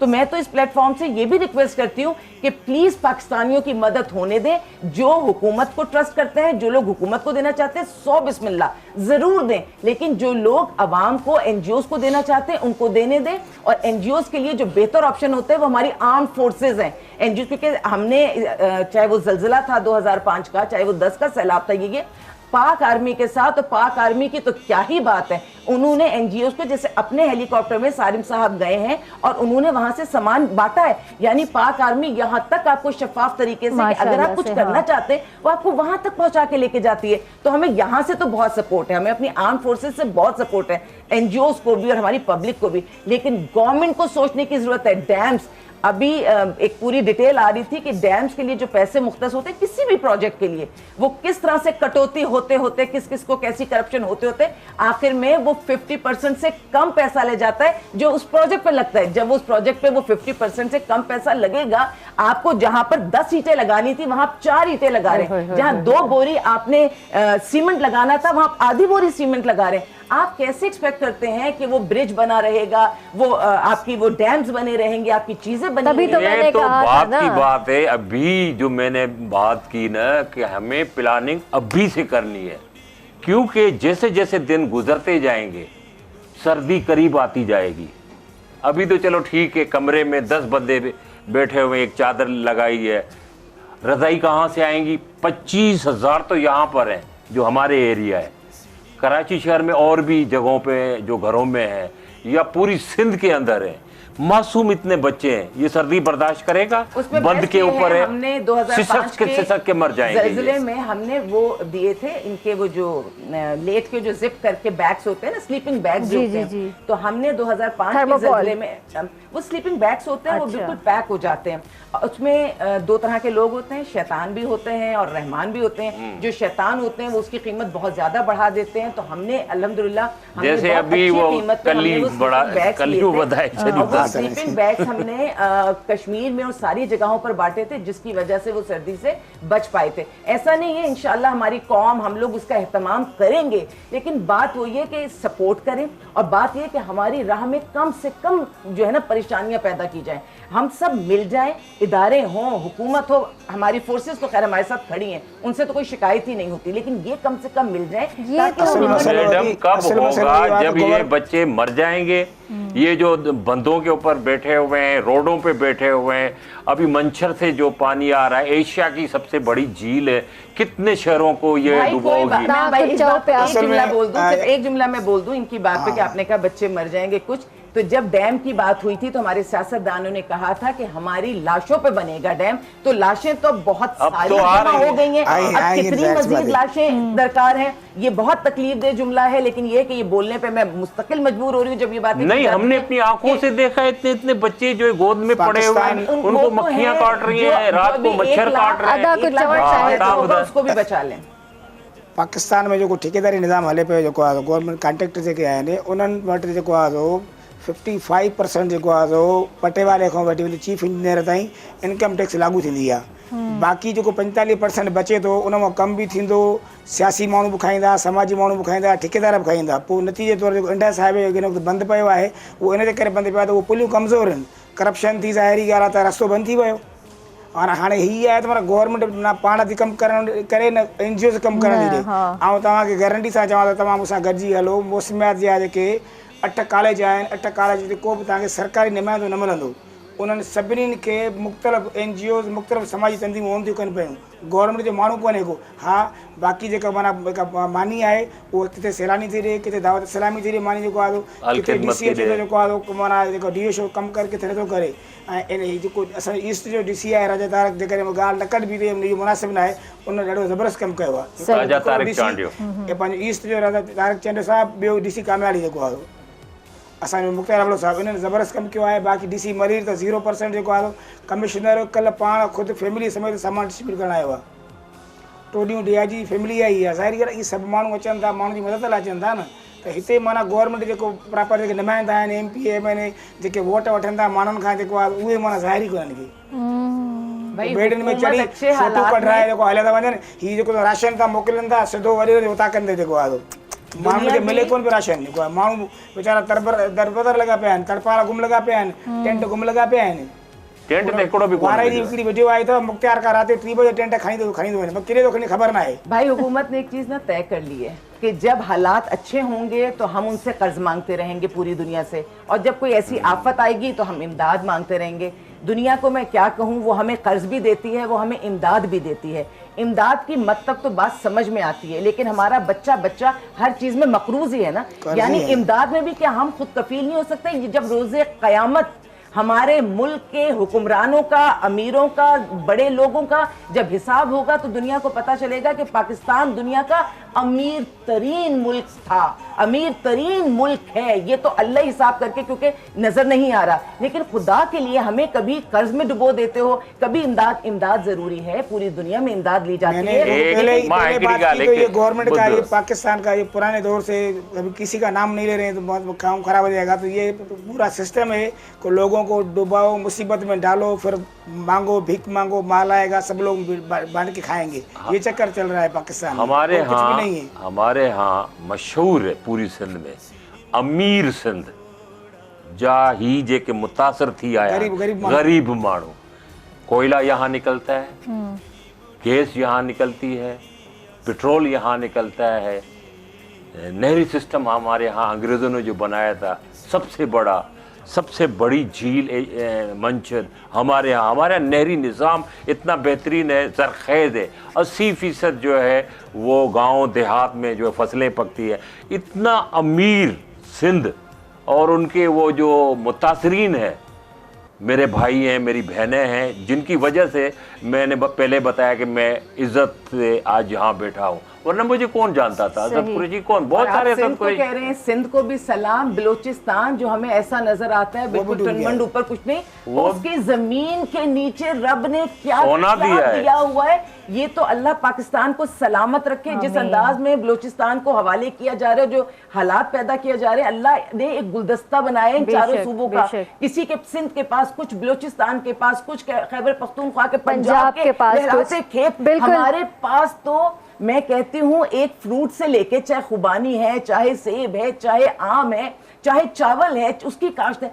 क्या बात है हमारे मुल्क की। तो सिंध अपनी जगह, बलूचिस्तान जिसको हम इस वक्त नजर भर के देख नहीं रहे, नहीं वो इससे ज्यादा अमीर है जो अल्लाह ने, बस मैं कहती हूँ कि अल्लाह करे कि पाकिस्तान को जब अल्लाह ने बनाया था ना गुलदस्ते सोने की खाने हैं, सारी चीजें दी थी। ये दुनिया बेवकूफ नहीं है, हमें कर्ज देती है तो उसका मकसद है, हमें इमदाद देती है तो उसके लिए हम उनको बिल्कुल। इहो बहस इलाही लंबो बहस आहे ऐं इन बहस में अगर अञा असां पवंदा वेंदासीं त शायद प्रोग्राम जो टाइम बि असांखे घटि बिल्कुल आहे, पर सर वक़्त बि जेको आहे न चवे तो थोड़ी ब्रेक ॾियो मूंखे त वक़्त का ब्रेक जो जल्दी वापस था अचो।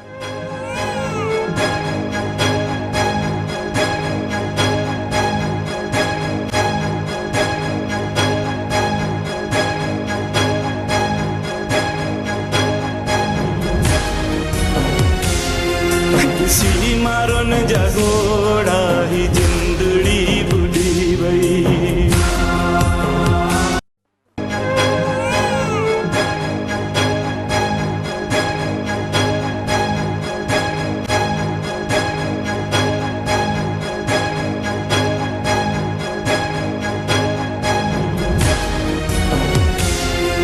किसी मारो न जगोड़ा ही जिंदड़ी बुढ़ी भई।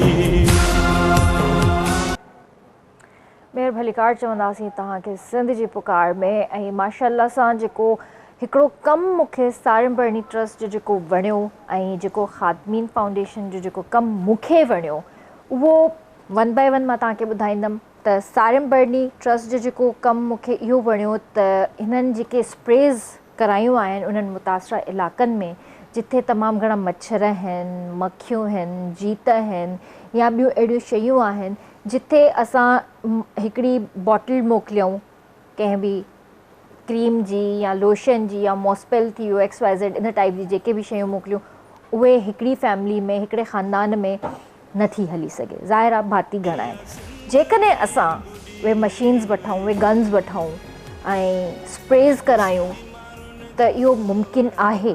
छो त मां कल्ह कुझु वीडियोज़ ॾिठियूं जॾहिं भाभी जी तरफ़ां उहे वीडियोज़ आयूं ऐं भाउ जी तरफ़ां जेके असां वटि वीडियोज़ हिते असांखे मिलियूं त हिननि कहिड़ा कहिड़ा कम कया आहिनि ऐं हिननि कहिड़ा कहिड़ा कम कया आहिनि, त उहे दिलि खे वणिया ऐं तसल्ली थी त हा भई अहिड़ा इदारा अञा आहिनि जेके पंहिंजनि मारवड़नि जे बारे में सोचनि था। तो 1 बाय 1 मैं ॿिन्हिनि खां पुछंदसि। सभिनीनि खां पहिरियों मैं भाभी का पूछना चाहूँगी, भाभी वो आइडिया आपको कैसे आया और ये गन्स मार्केट में कहाँ से अवेलेबल होती हैं और क्या प्राइस है इनकी? देखिए आइडिया कैसा है वो तो मैंने भी कहा ना कि कुछ चीज़ें किताबें बताती हैं, कुछ चीज़ें प्रैक्टिकली बताती हैं, क्योंकि हम 30 साल से ज़्यादा इन्हीं सब चीज़ों में लगे हुए तो हमें, और इनिशियली हमने भी वो चीज़ें भेजी थी मॉस्पिलर वो, लेकिन एक ही चीज़ आपने मुतवातिर नहीं भेजनी।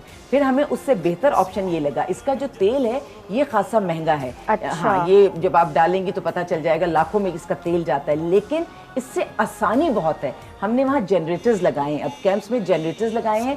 रात को समझिए कि रात से पहले स्प्रे कर दिया, शाम को हमने स्प्रे कर दिया, फिर हमने वो लाइट जला दी। उससे आसानी होती है कि कम से कम न सांप काटेगा न मच्छर होगा, और सुकून से जब लोग रात को सो जाएंगे तो सुबह नॉर्मल भी होंगे।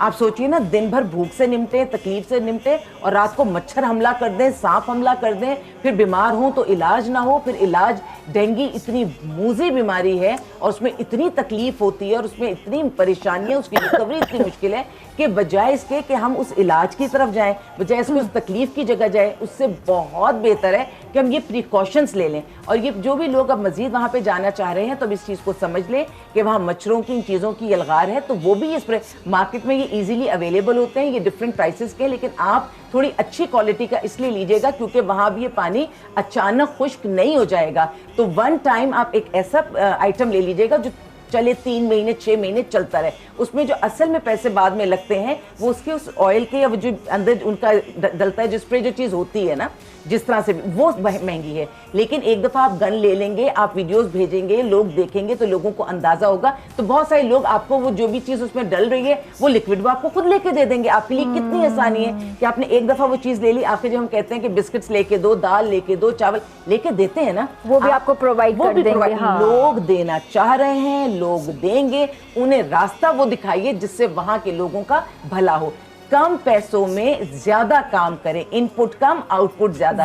और ये वो लोग करते हैं जो प्रैक्टिकली वहाँ काम कर रहे हैं, ये वो लोग करते हैं जिनके पास एक्सपीरियंस काफी जमा हो जाता है, ये वो लोग होते हैं जो एक दूसरे से सीखते रहते हैं। तो प्लीज मैं फिर यही कहूंगी कि सब मिलकर एक दूसरे से सीखें और बेहतर तरफ हम जाएं। बिल्कुल। जे तव्हां जो कम माशाल्लाह से जेको मूंखे वणियो वो इहो त तव्हां व्हील चेयर्स बि ॾिनियूं आहिनि जेके डिसेबल आहिनि, जेके अल्हम्दुलिल्लाह असांजो इलाही सुठो कमु आहे। असांजो डिसेबल ते कमु आहे, व्हील चेयर्स वग़ैरह ॾियूं था, ऐं बिल्कुलु जेके पेशेंट आहिनि उनखे कमोड बि उहे ॾियूं था जेको आहे चेयर वारा।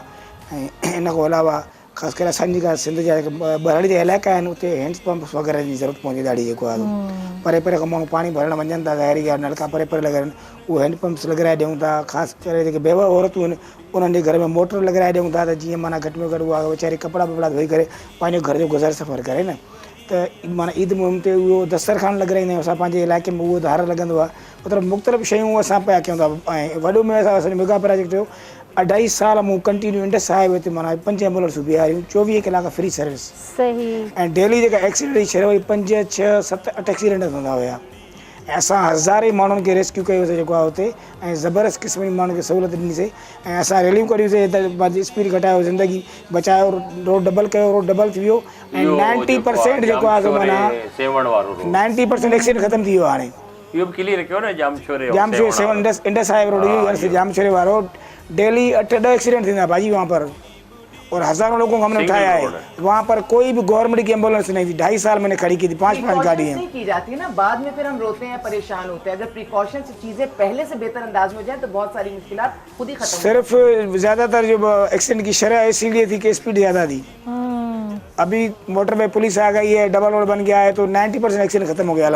हमने गाड़ियाँ वहाँ से हटा दी। एनजीओस का काम यही है हम लोगों का कि हम चीजों को देखते हैं, उनको हाईलाइट करते हैं, फिर सब मिलकर बात करते हैं, तो गवर्नमेंट की आंख ऐसे खुलती है जैसे बहुत गहरी नींद। नहीं, ये गवर्नमेंट है ही नींद में। अच्छा, एक बड़ा इम्पोर्टेंट सवाल है, दोनों मतलब माशाल्लाह से बड़े बड़े फाउंडेशंस मेरे साथ हैं, तो ये सवाल आप दोनों के लिए है। डेथ्स हुई, पानी आया, ٹھیک ہے, اور ڈوب گئے بچے بھی, بزرگ بھی, جوان, ہر کوئی ڈوبا, کچھ لاشیں ملیں, تو ان کی تدفین کس طرح ہوئی؟ یہ بڑا ایک سوال ہے جو میرے مائنڈ میں بہت ٹائم سے چل رہا ہے, لیکن یہ میں پوچھ نہیں سکی ہوں. آج مجھے موقع ملا ہے تو میں پوچھنا چاہوں گی. سر پہلے میں آپ سے اسٹارٹ کروں. جی, मूं मां खे ॿुधायो त असांजे दोस्त मुर्तज़ा कीरे मुंहिंजे मामे जो डेथ थी वई जेको आहे सो उनखे जेको आहे सो पूरण जे लाइ जंहिं ज़मीन ते चुधारी पाणी बीठो हुयो हुन 2 ट्रैक्टर मिटी जा लाराया, मथे दड़ोकियनि जेको आहे सो ज़मीन खां 4 फुट मथे, उन खां पोइ पेटी में उन डेड बॉडी खे बंदि कराए मथां ॿी मिटी लाराए छॾियनि. उहा हाणे क़बर पर मूंखे इहो ॿुधायो त पेटी में छो, जॾहिं असां वटि हिकिड़ो इस्लामी वे आहे त उन जी जेको आहे गुस्ल करे ऐं उन खां पोइ हुनखे तदफीन कराइजे. बिल्कुलु अवांजी ॻाल्हि सही आहे त पाणी जो आहे त सिम जे करे त पेटी में विझणो पवंदो न, पाणी माण्हू लाश खे कीअं पूरींदो. हूअं असां वटि अमूमन ईंदो त माना क़बर खोटींदा आहियूं, अंदरि सामी ठहंदी आहे जेको आहे सो, पर सिर्फ़ु इन जे करे, इन वजह जे करे मिटी ऐं पेटी विधो वियो. गुस्ल त ॾींदा न ज़ाहिरी ॻाल्हि आहे, गुस्ल त ॾिबो ज़ाहिरी आहे, मुस्लमान जनाज़े निमाज़ पर जेकॾहिं एतिरी शयूं थी वियूं त कुझु उन एरिया खां परते वञी कंहिं ॿी जाइ ते काई अहिड़ी जॻह, सिंध पाणी उहो त मां सम्झां थी तव्हांजी ॻाल्हि, मां तव्हांजी ॻाल्हि सम्झां थी, पर जिथे हींअर मुतासिरीन वेठा आहिनि कंहिं अहिड़ी ख़ुश्क जाइ ते वेठा हूंदा न, ख़ुश्क जाइ ते वेठा हाईवे ते वेठा तक़रीबन, त उन तरफ़ नथो थी सघे. मुकाम ॿुॾी विया आहिनि सभई क़बरूं जेको आहे 4-4 5 फुट अंदरि हली वियूं आहिनि, के क़बरूं वेहिजी वियूं आहिनि. चवण जो मक़सदु इहो आहे त माना पूरण जी जॻह ई कोन्हे का. रिसेंटली हाणे कल्ह हिकिड़े दोस्त जो नंढो पुटु गुज़ारे वियो, सियाण ॻोठु पाणी आहे त सचर ॻोठ में दफ़न करायूं, छा कर, मजबूरी आहे माण्हुनि जी. देखिए हमारे यहाँ उन्होंने सिंध हो या पंजाब हो, वहाँ पर आबाई कब्रिस्तान होते हैं, जो आपने कहा ना, जो तरीक़ेकार होता है जिससे हमारे लोगों का दिल. भाभी आपका माइक शायद हाँ थोड़ा सा, हाँ यहाँ पे एक कॉल भी ले लूँ मैं, उसके बाद आप माइक तब तक ठीक कर लें. हेलो अस्सलाम वालेकुम. अल्हम्दुलिल्लाह जी, केर पे ॻाल्हाए? जी जी, छा चवणु चाहींदो? जी जी ॻाल्हायो. वालेकुम अस्सलाम भा अब्दुल वहाब. वालेकुम सलाम. अल्हम्दुलिल्लाह अल्हम्दुलिल्लाह. ख़ुशियूं त सभु ख़तमु थी वियूं आहिनि जॾहिं को सैलाब अची वियो आहे. बाक़ी बॉडी जे हिसाब सां थोरो तंदुरुस्त आहियां, कमकार जे हवाले सां कयूं पिया, बाक़ी अंदरि अंदरि फाटा पिया आहिनि.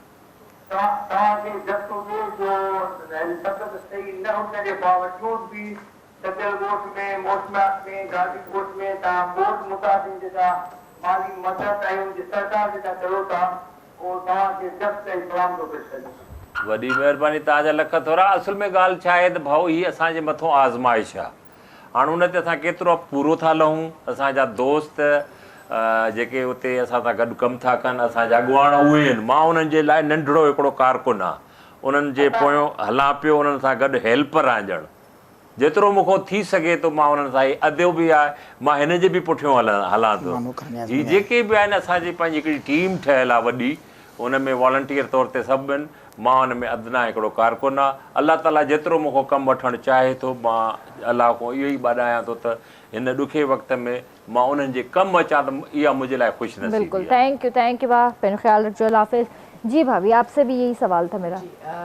जो जितना मैं जानती हूँ, क्योंकि इन सारे इलाकों से रिश्ता भी है, ताल्लुक़ भी है, ये आबाई इनके गांव होते हैं जहाँ इनके दादा दादी और फुप्पी सब मिलकर होते हैं. तो जो आप बात कह रही है ना कि जो एक आइडियल सिचुएशन इंसान के जहन में कभी होती है कि मैं दुनिया से जाऊंगा तो आखिरी सफ़र कहाँ जाके ख़त्म करूंगा, वो ये होता है. और ये इतनी कीमती जगह होती है कि हमारे वो लोग जो बाहर मुल्कों में काम कर रहे हैं या वो जो बुज़ुर्ग हो जाते हैं, वो कहते हैं ज़िंदगी भर दुनिया में बहुत कमाया, अब जब मरेंगे तो मिट्टी मिट्टी में मिलेगी. और किस मिट्टी में? जो मिट्टी हमारी अपनी है, ठीक, अपना वतन, अपनी मिट्टी, अपनी धरती, अपनी ज़मीन. देखिए हमारे यहाँ ज़मीनें होती हैं, चाहे आप पंजाब ले लें या आप सिंध ले लें या बलूचिस्तान, तो वो अपनी आबाई ज़मीन में ही दफन पसंद करते हैं कि एक साथ हो. वो समझते होंगे कि शायद यहीं से वो उठाया जाएगा क़यामत में तो साथ ही ख़ानदान उठ जाएगा, जो भी सोच होती है. लेकिन जब कोई भी आफत आती है तो उसमें इज्तिमाई बनती हैं, ये कब्रें इज्तिमाई बनती हैं, यानी एक कब्र में कई लोगों को डाला जाता है, तो उसमें बहुत सारी चीज़ों के एहतमाम नहीं हो पाते। तरीक़ेकार प्रोटोकॉल बिल्कुल वही है जो आपने कहा कि गुस्ल हो सब, लेकिन जिस जगह के पानी की हम बात करें जो अभी सैलाब के हवाले से, ये पानी जब तक बारिश हुई तो ये सफ़ेद था, उसके बाद ये स्टैंडिंग वाटर हो गया, अब ये काला स्याह है। इसमें जो कपड़े एक दफ़ा भीग जाएं तो उनकी बदबू निकल ही नहीं सकती। उस पानी से अगर गुस्ल दिया जाएगा उस बंदे को जो इस वक्त जनाजे की सूरत में होगा, तो बस वो जितना वहाँ पे एहतमाम होता है, जितनी वो चीज़ वहाँ प्रोवाइड की जा सकती है उतना ही उसमें होगा। लेकिन ये ना सोचिएगा कि उसमें उस वक्त बहुत सही अंदाज में जो तरीक़ेकार है वो होगा।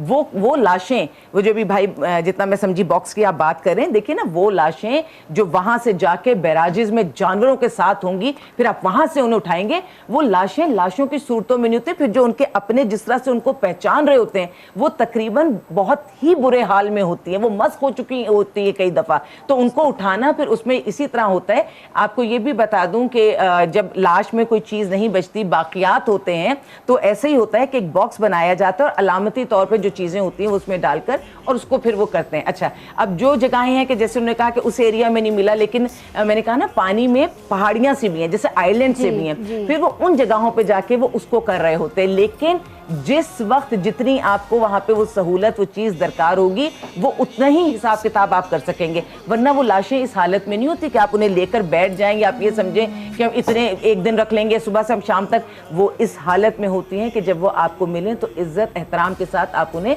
वहीं दफन कर दें। बात यही है ना कि हम इज़्ज़त की ज़िंदगी की बात करते हैं, मैं कहती हूँ अल्लाह ताला मौत भी वो अता करना इज़्ज़त के साथ कि हमारे जिस्म को वो सारा गुस्ल, वो सारी चीज़ें नसीब हो जाए जो हमारा हक हैं। लेकिन अल्लाह ताला मग़फ़िरत करने वाला है, अल्लाह ताला बख्शिश करने वाला है। लेकिन ये ज़रूर कहूँगी कि हम सब लोगों को इस चीज़ का ख्याल करना चाहिए कि मुर्दे का जिंदा पर बहुत हक होता है, बहुत हक होता है। जो इस दुनिया से चला गया उसके चाहे कोई भी इंसान हो, उसमें मैं ये भी नहीं कहूँगी कि सिर्फ लवाहिकीन पर हक होता है, उसका दूसरे इंसानों पर हक होता है। तो उसको जितनी इज्जत, तहरीम, तकरीम के साथ आप उसको दफनाएं, जितना उस वक्त आपके पास अवेलेबल हो, वो ज़रूरी है।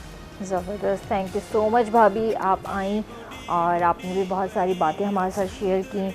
थैंक यू, तव्हां भी आया हो। मां हिकिड़ो पैगाम, जी जी बिल्कुलु बिल्कुलु, उन सरहदी यारनि खे, उहे जेके असांखे ॾिसनि पिया, हीअ जेका असांजे मथां हाणे घड़ी आई आहे, ख़ासि करे अॼु जेको मंछिंड वारो मां फुटेज ॾिसी आयो आहे, त हिकिड़ा त उहे जेके 12-15 ॾींहं पहिरीं माना मुसीबत में जेके आया, शहरनि जो रुख़ रखियऊं, माइटनि वटि रहिया पिया आहिनि, कैंपनि में रहिया पिया आहिनि, कॉलेजनि में, स्कूलनि में, हेॾो हाणे जॾहिं मंछर वारो ईंदो त काफ़ी शहरनि खे ॿोड़ींदो। त ख़ुदा जंहिंखे अल्लाह ताला पैसो ॾिनो आहे, इहो पैसो तव्हां पाण सां गॾु क़ब्र में न खणी वेंदो, पंहिंजा अमाल खणी वेंदो, पंहिंजूं नेकियूं खणी वेंदो। हे वक़्तु आहे नेकी कमाइण जो। जेके इंसान को बेख़ुदी में ग़लतियूं थींदियूं आहिनि, गुनाह थींदा आहिनि, बख़्शिश जे लाइ, पंहिंजे लाइ जेको समर खणी वेंदो अॻिले जहान जे लाइ, उन जे लाइ तव्हांखे हथ ॿधी मां अपील थो कयां। हे वोट वठण लाइ मां अपील कोन थो कयां, मां उन्हनि मारूड़नि जे लाइ थो कयां, उन्हनि मिसकिननि जे लाइ थो कयां। उहे असांजा जेके ॾुतड़ियल हिते आया आहिनि, जंहिंजा घर ड्रही विया, चारो तरफ़ पाणी पाणी आहे, फसल न थी सघंदा, मासूम ॿार अथनि, ॿेली तव्हांखे जेकॾहिं अल्लाह ताला एतिरो पैसो ॾिनो आहे त माली मदद कयो, राशन जी सूरत में, मानी खाइण जी सूरत में। टाइम बिल्कुलु घटि थी वियो आहे। थैंक यू तव्हांजो बि, ऐं इंशाअल्लाह व्यूअर्स ज़िंदगी रही त सुभाणे तव्हां सां मुलाक़ात कंदासीं। ऐं इहो ज़रूरु चवंदसि त बिल्कुलु जीअं असद भाउ सां गाल्हि कई त तव्हां उथो ऐं हीउ वक़्तु हिकु थियण जो आहे, पंहिंजे मारवाड़नि जी मदद कयो, छो त हीउ वक़्तु ॾाढो ॾुखियो आहे।